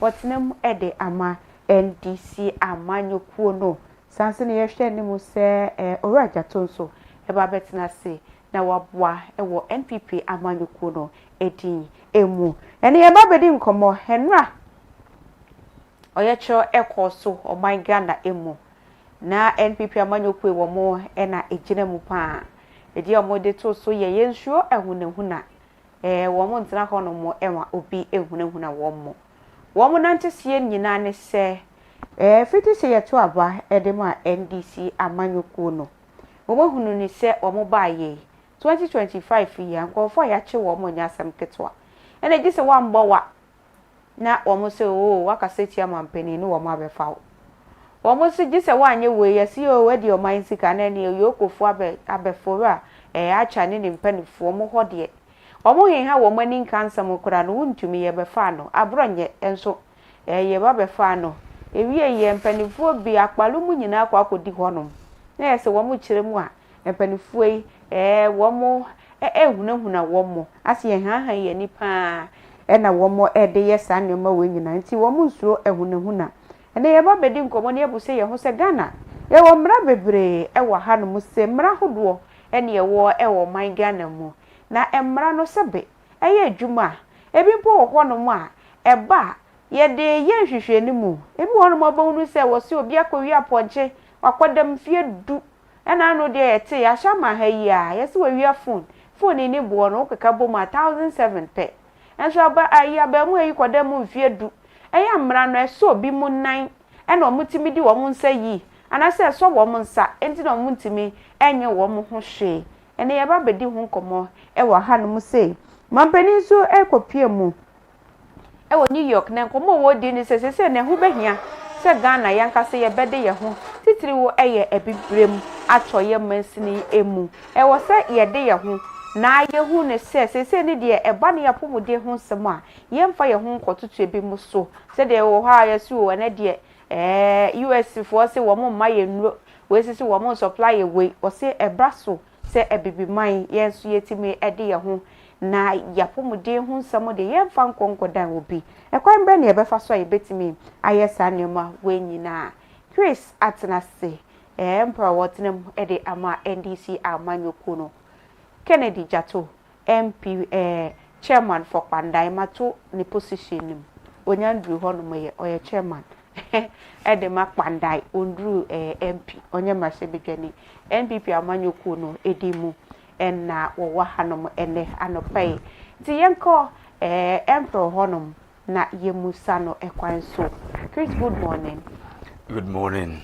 Otden Nyamina do meeting kwemu kwa de asida ema nyame nsan se ono okra ye mujojo ama no power so ese be hyemu ha e be din komafa ye magana ho eni sema ekoso okay ye Ghana mo yera se nyame de waye bi papa ye be ko Kenjat honom Pandaifo anope wo mo ehwew anope ofi Pandai ensu yo to de ye nim se wa ba bedu ekwan so ya me da se na me chia one wapam for ana me chia bibia onya kwanya o hwe ya no pawe okay na Pandaifo so enchia ne bi komo mo na we so me de enchia emo odin pa be ma me party panifo se nyame wo o se enum nsuo na twa wo pe okay ati ase se na enema si kono ya nim se ye ka ye ho bom na esra nyame mbu ade a bibia ye pe no nyame so be ya maye okay nti ye share se enyina ye stay ye anobaako na ka ye ho bom ne ekwe dia enim se bibia be fine okay BBF nti bibia be fine he dey amambo 2028 Kenjat no say mumfa odonkabom na muntime enkonko to abapa na mundinku ni mo 2028 ono ena eka yenko Chris wono me na yemusa ne na no pe ye bonkomo de afagana ya mamra no ebi eho emra bi okono ma ewo hono nenso eka me ese edu ba bia na obi besie ordinary Ghanaian no na ye ho akwakodim bebre asen bia mpanifo bia wo mo wotumi ewo oman Ghana emu eye ne den ne banisa because ye nyina yenim se se da mo amka se 1992 constitution ye chechire ni nyina no adetonfo ka ho bi metifo driver obi oye mpaboa ene ebi kura na nkane no wo no sata me kura na bia fuo mu na okọ mu nyina na muka bom ne ye mra nti ne yenim se obia enye kese ense emra no wo broni beka se no one is above the law nti eba ne sen ena Ghana na obete esi o obi akowia 10 Ghana cedis for 5 years obi akokowia we na wonam honom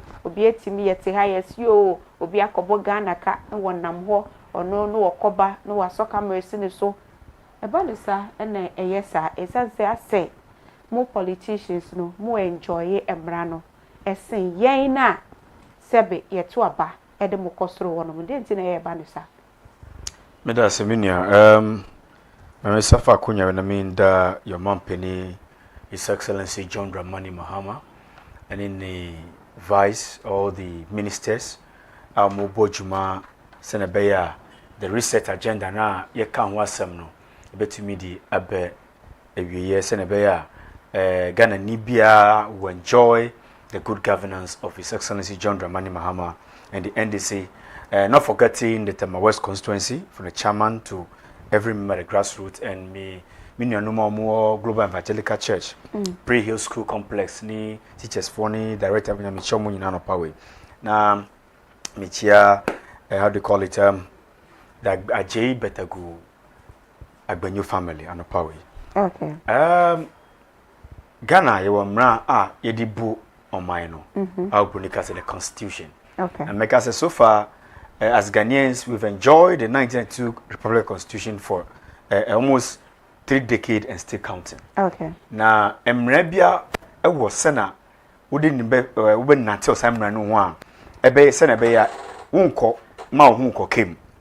Now, make us say for the past years near, I think, say, I'm a penibia babiano, yes, swear in, and I saw or take the oath of office. Based on the constitution. Okay. I need you to say, I will protect, defend the constitution. All manner of person as the law requires. Okay. Ewo constitution musa. Nti say uye Ghana ni na ufru emrana na ewo say emrana edi. Okay. Na mom no say na kind no sometimes you know you front some of the rules now. I question like Ghana better than animal farm. Some animals are more important than the others. So now kind. Ampa, because me and I've been my experience I didn't that. Obi akọ we are accommodeno. Obi a pano. Ya jeli no. And a judge a oji aponche. And I say obi a why a corrupt official. Obi a buying sika. And I say odi any for example corrupt acts in no. That's all is a connection or those kind of things. Because like the rule is not applying to everyone as it's supposed to be. I think we need to reset. We need to sanitize our judicial system. Okay. Say, uko wia adebi. Na emani say uwia. Also uko dem say the law must take its course. Okay. So we the say uwia. The law must take its course. Now, let me just oppose it with, introductory remarks. Say like, no more this demonstration. I know ya chobi too. Mustichi way, nipa ni nyameni edu echire. Okay. Nti I was say ye ba fide we so say a yen kadia nukwari wom eche Ghana for. Okay. Yeah, we're in this country from 2016 to 2024. To 7th January 2005, 2025 na ID a 2-minute share Mahamansim. Okay. Yeah, unyama berebe e course wa Ghana ha. Achichichi aye chinkrofo. For example, this young guy, our children before former first lady Teresa Rebecca. My parents Rebecca said, my beautiful Rebecca. No, they used state apparatus to arrest him. Oh, sure, they in a funny this JC, those young guys in church on them. I recall he was speak up. What I say, the thing is that the law is no respectable of man. Okay. The law must be applicable to everybody, regardless of your race, your creed, your gender, or your religious affiliation. But my problem is that, are we applying the law defectively? Is the law, are some people being shred with the law, or are people just because you belong to party A or party B? That's my problem. Yeah. See, we are building a nation. Anytime I come on your side, I say we are building a nation for generations to come and emulate. Now, we share demonstration here called to Enra. It is within their right. Okay. The Constitution permits for you to register your frustration, register your grievances through different means. Okay. And I say, but the question is, Enra, was there no demonstration? It was peaceful. Did they prevent anybody from demonstrating? No. Okay. But previously, people were not even allowed even to demonstrate. This is a security zone. I get it. People were arrested. People were molested. You see police going to court to lay an injunction. Then is that what the law says? It is not even written in the Constitution saying the police has the merit or the right to go and lay an injunction on a citizen who are exercising their legitimacy or their rights. But as we speak, security zone now,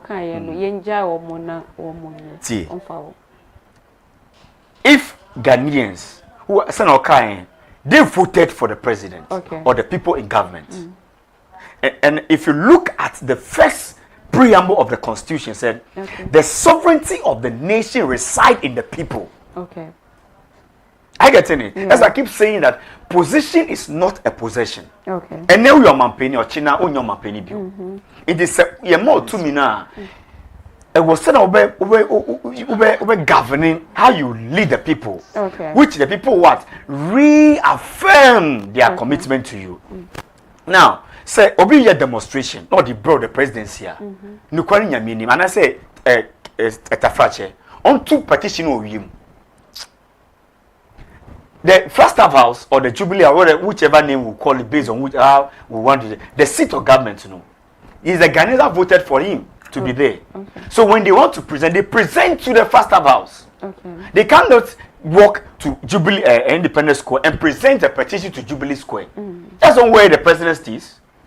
What the president say, it is the right, and if they use the taxpayers' money to build it, so they have every right to go there and submit their petition. Okay. But the previous administration, you were not allowed, but you voted for the people there.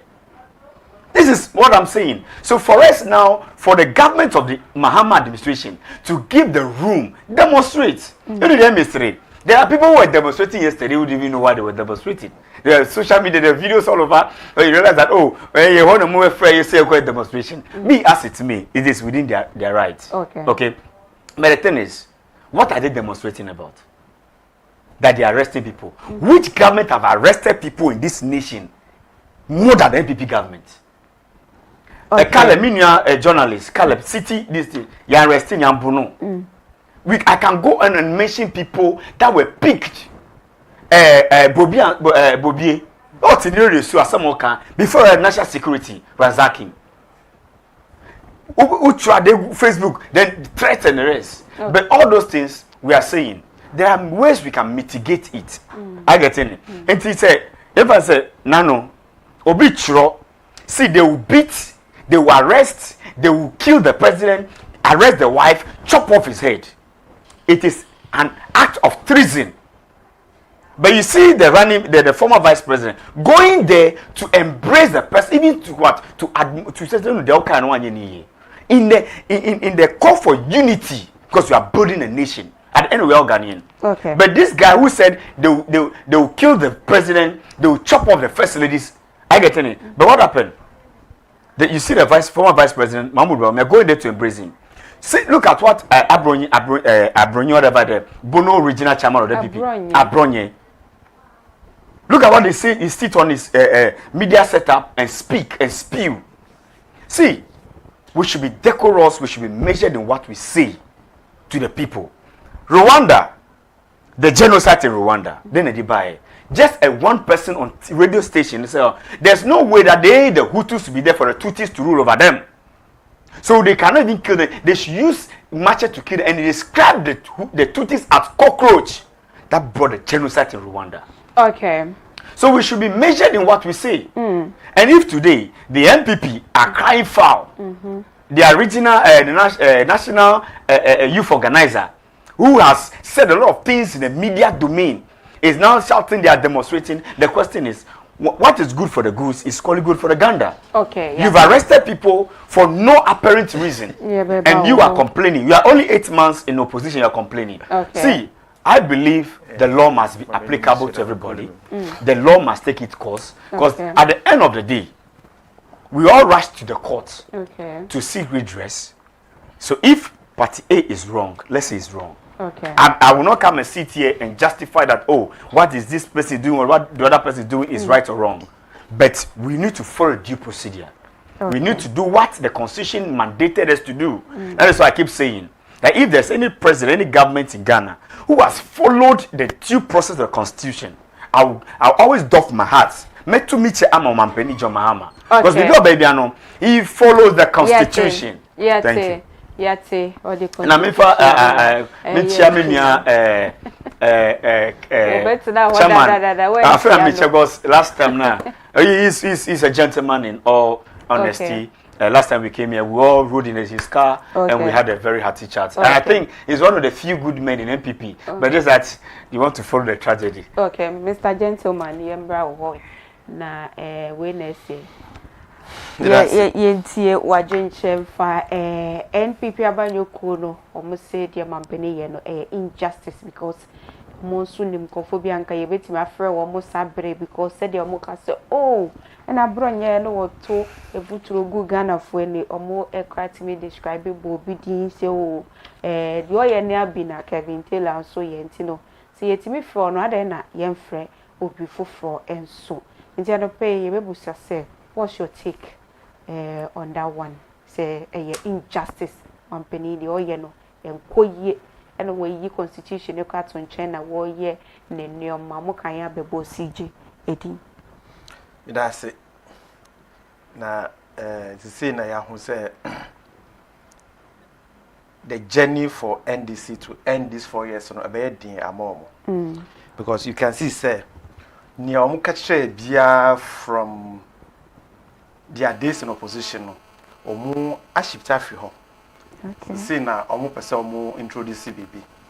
One thing na Ghanaians be America pa is giving NDC this mandate some besa rule because ni omu catch bia no say omu gina opposite ni omu kai no.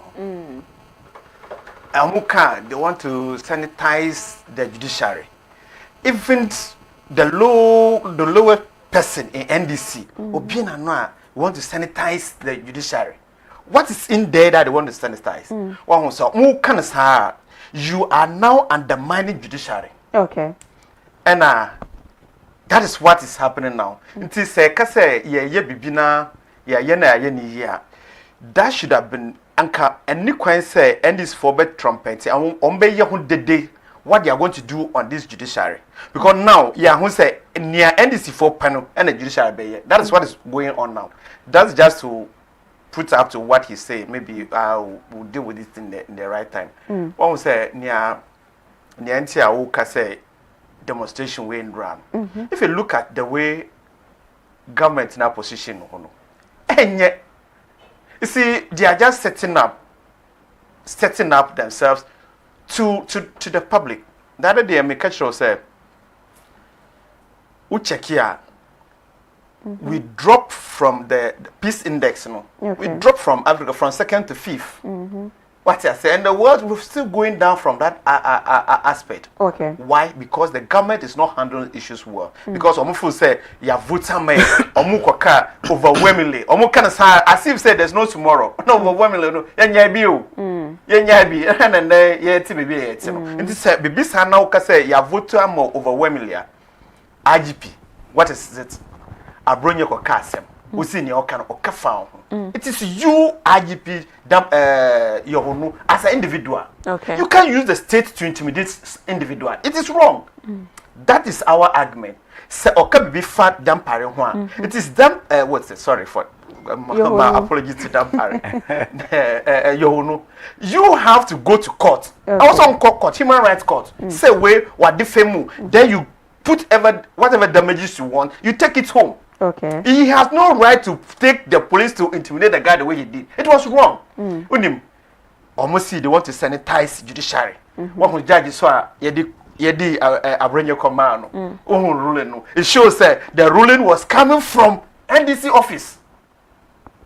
That is what it means, because the ruling was coming from NDC office because the judge himself were even quoting Animal Farm, which does not conform to the words of it, or saying all animals are equal, but no, all animals are equal, but some are more equal than the others.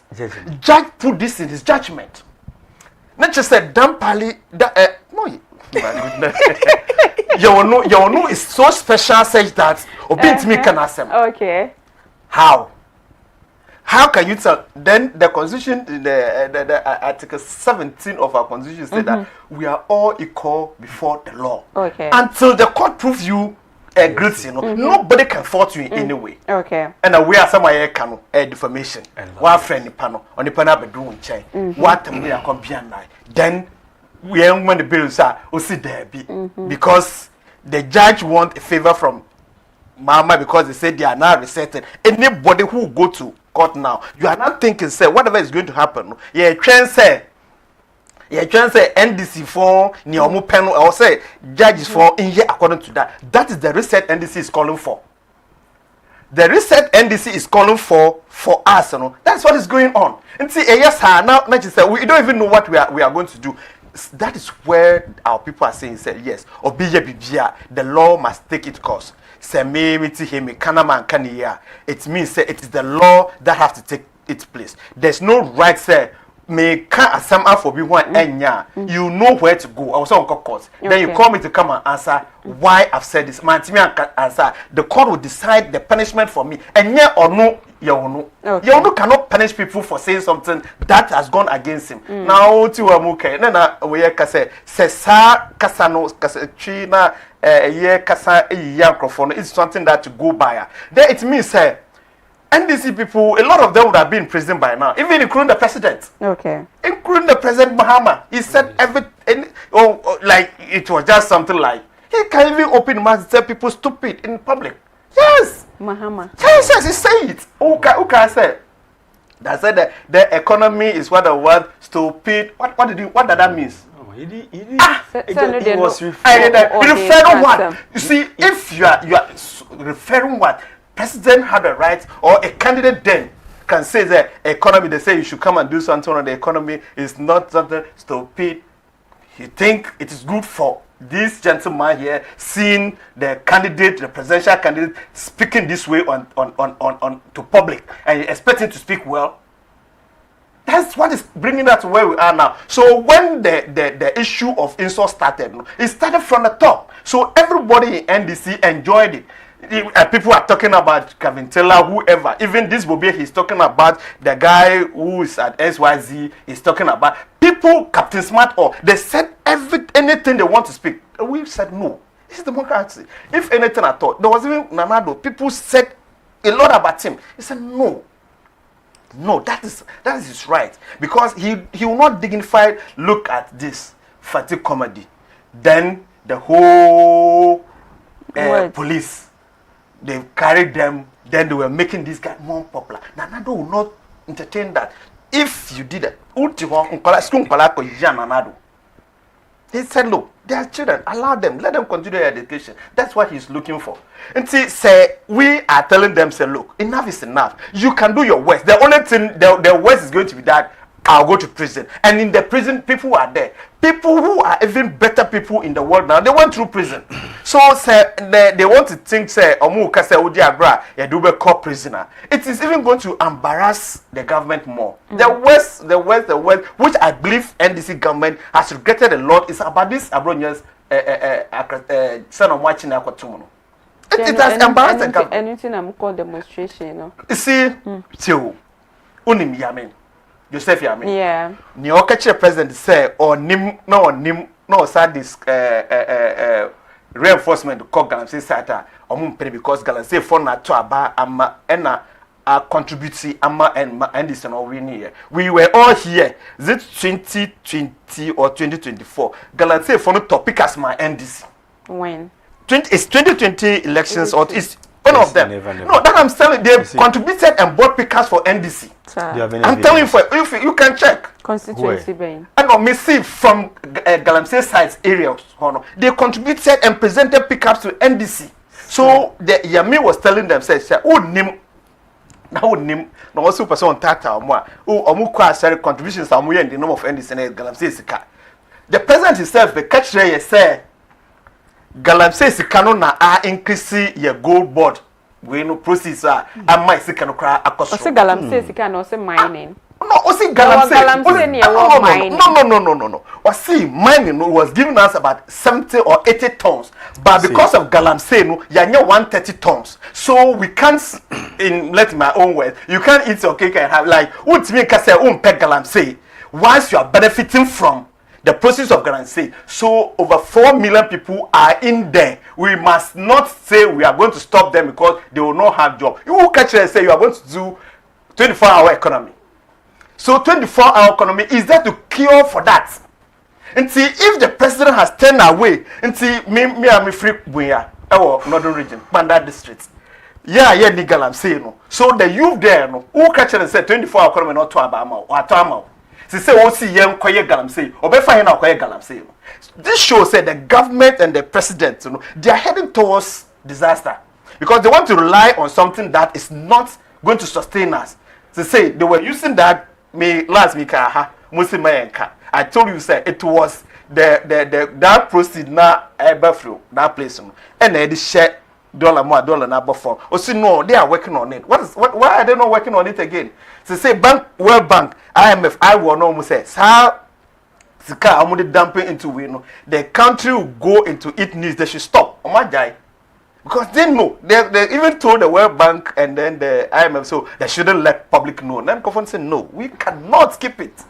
So that government that we are dealing with, they are not. And we in MPP, our intimidation there is out. Because even when, that's why our people were telling them yesterday, even when Rollins was holding gun, our people stood on their gun and said, no, we are not going to succumb to soldier. Okay. We want democracy. Okay. And it's in a we came to this point, and then a civilian president. Okay. You come and tell us that you want to intimidate. That will not work. The worst you can just do is that, or the panel they never call police station. Then the police will just go to whatever you want. Oh, Chiweuka, manage them for 2 weeks, manage them for 3 weeks. The person will still come back. The worst is just going to be that maybe you kill the person. If you kill the person, the rest will come. That's what we are in for. From now to 2028, we will put ourselves together. There's nothing now, and this for Beya able to say that can intimidate us. Yet me and can but we are all advocating to ourselves. Say, you can say whatever you want to say. That insult, that's one. The engineer say, and this for they benefited from it, but we would not. We will speak what we know. Okay. But we will not go into the insult. Okay. Menia. Medical can say TV station we no. Do it chiri. Okay. Enti ye betina ha. Yen kan nukore wom enche Ghana for no munti nukore wom. Okay. First of all, President Mahama ant na baby na gina PCB so ankase Galamsey. Let's call a spade, not a gardening tool. Okay. Enti ye customer. This will be son say okawon. You cannot even substantiate what you say. Baby okay. No. So when we were talking, I kept quiet. But if you I kept quiet. I was so quiet and I was talking. Press. When you were talking, I kept quiet and I was taking note of the things we were saying. So if maybe you have any objection to what I will say, you can take note of it. But the thing is, see, we have a country to govern. Okay. A people to rule.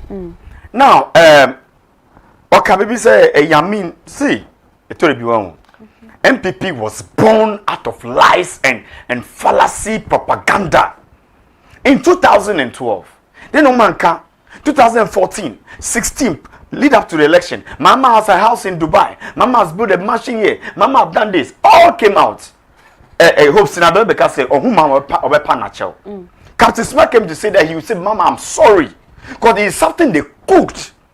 something that they manufactured just to dent the image of the president and his government then. See, the skill that cover Ghanaians eye, now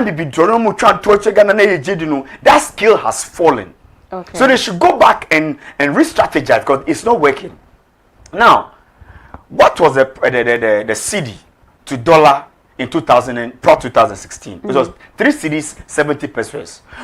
Ma Akufo-Addo betina CD na hata to hatarization of the CD. Mi pa many ye mi di ba what was the rate at the time Akufo-Addo left government? Okay. And I say we should stop throwing dust into the eyes of the Ghanaians. As we speak, it is only Mahama that has made Ghanaians to understand. Say you can use 60 ministers to govern a state. I just want to. Oh no! Please, when you I'll give my time to you. No. I am talking. I agree. I am saying, but I will not listen. I just want you to answer your argument. What you say? Listen. When you were this question, say what was the dollar rate when MPP was leaving power? I want you to answer that question. On one can rate here. It was 16 cities. What was the? Ghanaians are watching it. Ghanaians are watching it. I get it. And we brought it to 10 So it was what? What was the rate? I get it. So you can tell me that the finance. Oh no. See, when you were talking, I want you to give me that answer. Listen. Me, I don't have problem. So I'm okay. I want you to answer this one. What was the rate? 16 cities. So okay. Was it 16 cities? Hold on. When Mahama was exiting government in 2000, wait, listen to me. It is my time to speak. Okay. Because I am very good at interjection. I've given you the room because of the statesmanly person you are.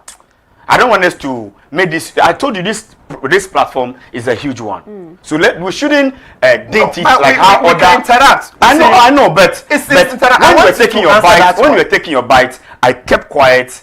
And I was absorbing some of the lies you were saying so that I could make clarification. Okay. Good. When Mahama was exiting power in 2012, 2016, the rate of the cedis was 3 cedis to 70 pesos to $1. You told the Ghanaians, say the cedi na hata. So you bring Bawumia. Bawumia stood on a stage and was giving that hyena laughing. We have, what a strong economic team. The economic messiah who told Ghanaians that he's moving the country from taxation to production. Now he was even running from the economy. Now he's going to digitalization. Somebody who came and tell him even he will prioritize Ghana Cab over 1,000 interchange. We asked it me. As we came within the space of 4 months, with the help of with the able leadership of Ato Forsen as the finance minister, the governor, Esiam, and the economic management team, they brought the city from the 16 to 17, 16 to all the way to 10 cities. So if the city is shooting up again, there are some economic indications. One, which the Ghanaians should know that most of the things we export and we import are what? Price driven. Okay. And it is based on the dollar rates. Be as it may. Let me put that one aside. Let me address the issue talking about the judicial issue here. That's the reason why we are here. So he digressed, so I wanted to bring it back. See, what made Akufo-Addo today?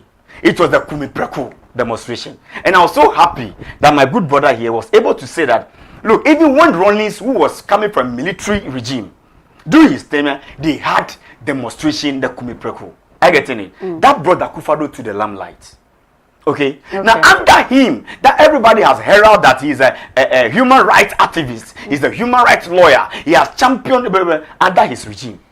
Didn't you see the way people were molested, picked up, were beaten, even to the extent that journalists, the freedom of, he was even saying that the free index, ACOFOM.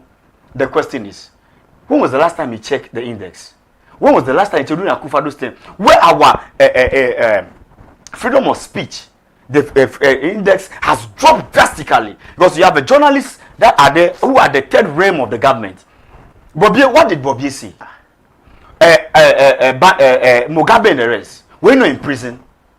Now you have under a government that when you speak, even when you cough, you are arrested. You are being threatened. Look at what kind of impunity that went under Akufo-Addo's regime. But you have a government, a president who has come. See, recently about this Chief Justice Namoka Sena, even change of the Chief Justice. I said it on a sister TV station, say, for you to pick someone ahead of a senior, if I say this studio, this Great Commission TV, you are the senior most anchor. Now you are supposed to be elevated. Now you are calling a better, and as we say, Uncle Dueno. There's some kind of a lot of agitation. Okay. There will not be, because you can't jump the gun. We have Justice Palmer, we have Paul Bonnie, Bafo Bonnie, and they are senior most to the outgone Chief Justice Tokono. You appointed her. I get it. She did a lot of things which does not conform. She knows that they say the law resides in the bosom of the judge. Okay. Traveling on a private trip with your wife, your husband, and daughter, it contradicts the Constitution. You are in this country, Anyebiano, former EC chair, Charlotte Osei. Okay.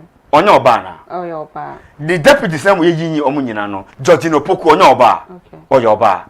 What were the basis for removing them? You said procurement this thing. And also petition and what against or no Charlotte Osei any deputies no. Make sure petition keke. Akufa do say on farman. One share. Even I want to bring something to light for everybody to see, to hear, to understand. This petition I had Chief Justice no. And yet under Mahama Kwarebayo. Akufo-Addo Tiakunya Sunu. They wrote a petition to Akufo-Addo that the woman has gone against her own ethics of the law. So now Rebecca said the law is the law. And a law you are, we see hey, you are shouting for. Okay. Akufo-Addo threw the petition. Even to the Charlotte Osei case, you know. I say, look, Mama share. Even the person who wrote the petition, we don't even know. The process were not, there were not due process that was followed. Now, let's come to a man who said, look, I will protect, defend the Constitution.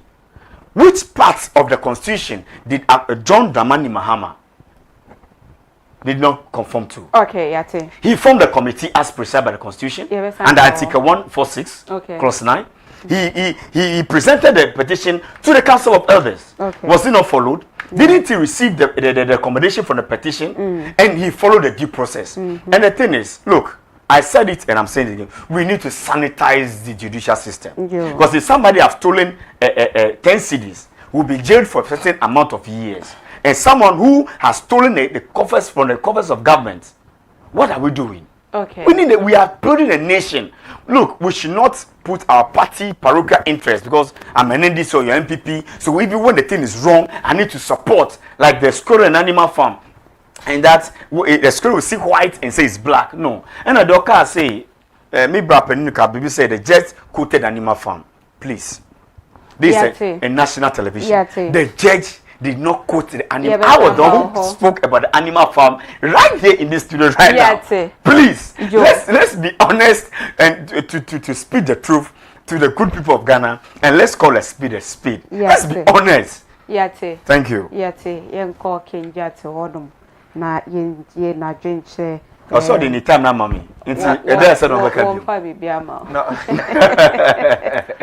want me fa ma osa onim say on say na me and say station where a big station na yet in a house say yan kind of great now me panic chow next time or bar you should try to get yourself well informed answer na that is, you are hitting me below the belt. I apologize for that. Maybe I don't know how I would have put in it because say who kase President Mama kase galam says kanona amaye sikana koshra. Wanka galam say. Oh no, I don't see. He said I don't know how I put it.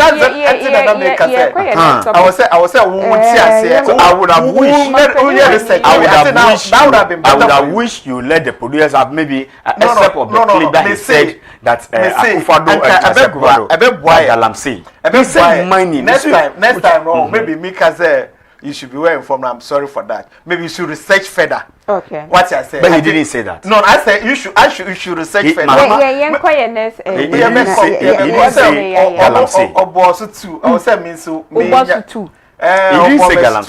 say me reply to. As we speak, right? Go to the Western region. See how the water are now reforming. So let's be honest to ourselves. As I said, this is a big platform. I insist to tell you, sir. next time ube kasa uye research kakra. He never said that. Mama didn't say that. The president stood in public. I will call not sit here for you to throw dust in the people's eye. Sir, or kasa. One and see what was the difference between gold in Udat Galamsey, which he said they inherited 70,000 metric tons from gold, and it has shot up to 130 tons because of what? He himself mentioned it. Then, in order to Asuka say, because of when nipa omuye kwa jumano, they are over 4 million. Nti sa nipa nso, yent me kase be yi omo Africa. Nti what that was the end. That was the end of the fight. President out of context. Taking him out of context. Yes, you are taking. It's out of him. It is.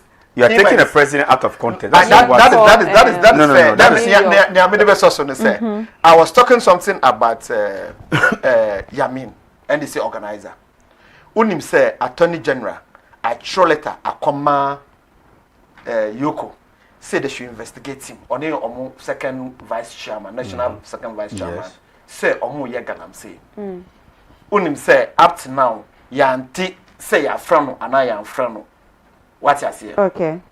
And another point, and also say, wouldn't to me, could the same thing, or could them close to 2 weeks on the same issue of allegation, because anything allegation is for you to investigate. And see if Attorney General, State Attorney, State Ghana, your Attorney General, actually Komayuko say, Mr. Yamin and one other gentleman, is it Abanga, or mu IBBB. Nti mu investigate you omo de ya anti say ya from ya nim but won't me there no just a pressure and a party for the sick Yoko so answer omo to release you know. So what is it? That is the I know one say omo meeting anything I'm happy said I know Becca say animal farm some people are more important than the other. That is the reason. Then the second thing I'm very happy you can say you don't know whether he has been summoned or not. Okay. I get that means you didn't have the information as to whether Yamin was summoned or why was that one quiet? And see this guy. But do you remember when this country? You remember Charles Bisu? I mean, see. You remember Charles Bisu? I don't remember when Charles Bisu said that the party need money, the NPP party need money, so they need to. Your national women organizer, Kate Jemfua, is into Galamsey. You remember that? Yes. Charles Bisu issued a party. Yes. I don't have problem with that. What happened to Charles Bisu? We said Galamsey. Nothing was done to Charles Bisu. Your government refused for Charles Bisu to be prosecuted. He even went on to contest on the ticket of MPP, which he lost woefully. Agreed. I know. It doesn't stand this matter. For your information. I know. It doesn't stand this matter. The issue is the person we are dealing with is the president too. Yami was dragged to come to question. When? Oh, you see, that's why I said you said you were not even aware because the judge is saying we are now practicing animal farm where some animals are more important than the other. No, thank you. Your best friend no ako Kempinski, no ako Jim Combo. Do you have evidence that Yami was going to Kempinski? What's with there? You then help them. That is where that is the danger. That's the reason for democracy. On a more serious note, you put this where we belong. And this for you put them the same thing. What you mean? And this in here be then you take into Kempinski. Then one MPP they take Yoko Biana. Okay. There's a Yoko one yet. No. Say why did you send NDC there? Okay. What you say? That is what I was expecting to say. I was say look, that is one thing. And the other one to say Adentakumi. Unim say he saw something.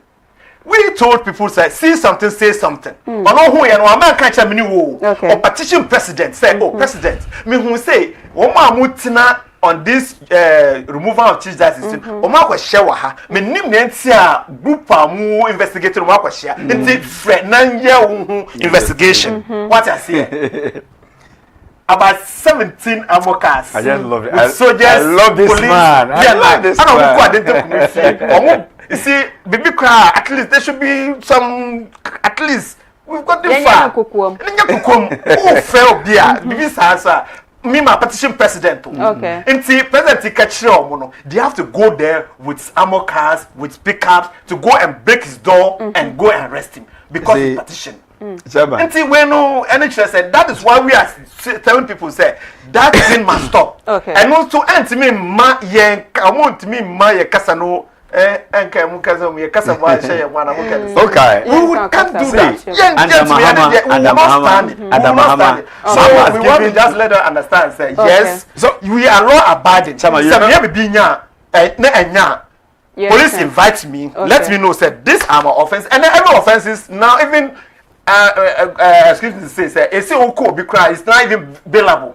See, you want to mean because of this, you know, the judge will just sit down and throw people inside because of say Chairman, recent. You remember under Mahama presidency, and Akufo-Addo can say etiwa kra ye kire mu bibi. Obia wonu mienu. I get it. That is a sign of violence. Okay. Brana Champona, I love the man because of he's a very inspiring to the youth and how to lead. I love him. As I don't have anything against Brana Champon as an individual, but some of the things he does. Was not the same by Chapo who was leading the national security to visit Mayhem. So where from this one? I was so west. Where from this one? But I got when the white paper was issued, did the president work on it? He threw it somewhere. But subsequently, by Chapo was given a great minister. What I'm trying to say is that we should. I get in him. You're talking that some animals, and we should let a spade be a spade.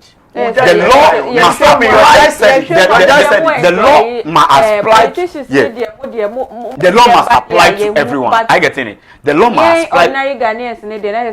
That is why I'm in my earlier submission. Me can say this is not like Animal Farm where some people are better than the others. We are all equal before the law. But the law that governs this state is the supreme law. Even the president is subjected to the law. What I say? Because the will of the people is supreme. Because this we are past democracy. So if one person doesn't mean some people, excuse me, doesn't mean that if it's an MPP is okay, his NDC is wrong. No, it must be fair. There must be fair. That was the purpose of the demonstration yesterday. And the demonstration. Yes, so what were you demonstrating against? We were saying demonstrating against. If somebody who threatened the president that he will kill the president, he will chop off the wife. I get it. You have a leading member, a former vice president, going to the president embrace him to let him know, tap him in the shoulder and say, "Well done." What are you talking about? We all know. We all know you handle it. You see, we don't have problem with it. Let me tell you what. Okay, wait, it's different from that. You just want to punish the person unduly. The thing is that we must let everyone know, Ghanaians to understand, say, I don't know. Okay. The thing I'm here under my government, I'm watching too. Say, journalists, even you go and ransack their house, break into their destiny. No, you see, an eye for an eye. We are following the law, the due procedures. And Amika say, what they did was contrary to the laws. Okay. But what Stacey say, what he say? Demonstration, police faculty say, hey, don't do it with injection. No, we gave you the rules. Even security zone, we are to. It is your government. Those before that you can just walk to a Jubilee House. Okay. Because that is your state of government. You voted for them, so there's no way to say it's security zone. Then they have given them the room. Present the petition. Okay. We work according to it. We are not going to intimidate, beat people, harass people, spread water, hot water, spraying can on the people. No, we don't do that. But that's what we see visited by on the NDC government when the MPP was in power. I get it. Okay. And what I'm trying to say is that the NDC agenda to reset, is these are some of the indications. I get it. That we are not going to harass you. You want to demonstrate, you are free to demonstrate. So that the I get it. Do what you want to do because it is within your right as a citizen of this nation. Okay. What did I say? So this kind of intimidation, beating, using the police, the state apparatus to intimidate, to vandalize and things and kill people. People died in these demonstrations. I get it. By the end of the day, you see, the Ghanaians are playing back here. Oh, the Ghanaians are even giving him more attention than because I'm in opposition. No. Chairman, The truth for the matter is that you know. What is the truth? So you don't want to you know the truth. And every Ghanaian that is watching this morning, every Ghanaian that is watching this on your platform this morning, every Ghanaian, Nana, every Ghanaian that is watching you on your platform this morning knows very well that see, I say like some boa soma, me boa so is here. What my boa som no? Me be feel na so we feed that. Ghanaians will never forget the kind of mayhem that the NPP has visited on them. The intimidation. And I said the NPP as a party was built on propaganda and the skill has removed. And the Ghanaians are seeing that is why they voted for NPP. I go so much free. Say Anka munima anka also munsiam free. Demonstration since that we said we did and Ghanaians were not happy with that. We even the second point. One was see a demonstration at Nkrofotimi Koho. When those people now omuko Jubilee House you see omuko or split zone other ten. Ultimately, kaso call presidency. Name it that place a Jubilee. Chama, you can say you bend the house. Ultimately, call presidency. I got participation. So you can say during what we block independent school. You create a lot of problem. Independent school that were there. It is just like NDC people meeting themselves talking about God. Okay. So they are telling people, say, look, this one is not, but I know because they allow them to do whatever they want to do. We in MPP, we whether that opportunity say presidency president they won't give us the most important thing yesterday we are all proud and happy about yesterday it was peaceful the message was out there we are telling catch them say was it not peaceful yes you say it was peaceful devoid of violence and this devoid of injuries the police devoid of death behind the judiciary now and they are using them to foment or to frustrate us that is not true today it will not be true tomorrow. It can never be whatever we want to do. But you admit be the best chance. You admit the demonstration was peaceful, devoid of injury, devoid of death, devoid of intimidation, and we were ready. We were ready. That is what we were ready for. Whatever we want to do yesterday. And that is the essence of good governance. The message was that is the essence of good governance. And the good people and the good people of Ghana and they are the better judge. My mama, as is going to US ladies, Mimi, when did you see how he was welcomed? There's no. I am saying that is the savior, the redeemer. One president Trump, Obisa said, "What? Which president is this?" Did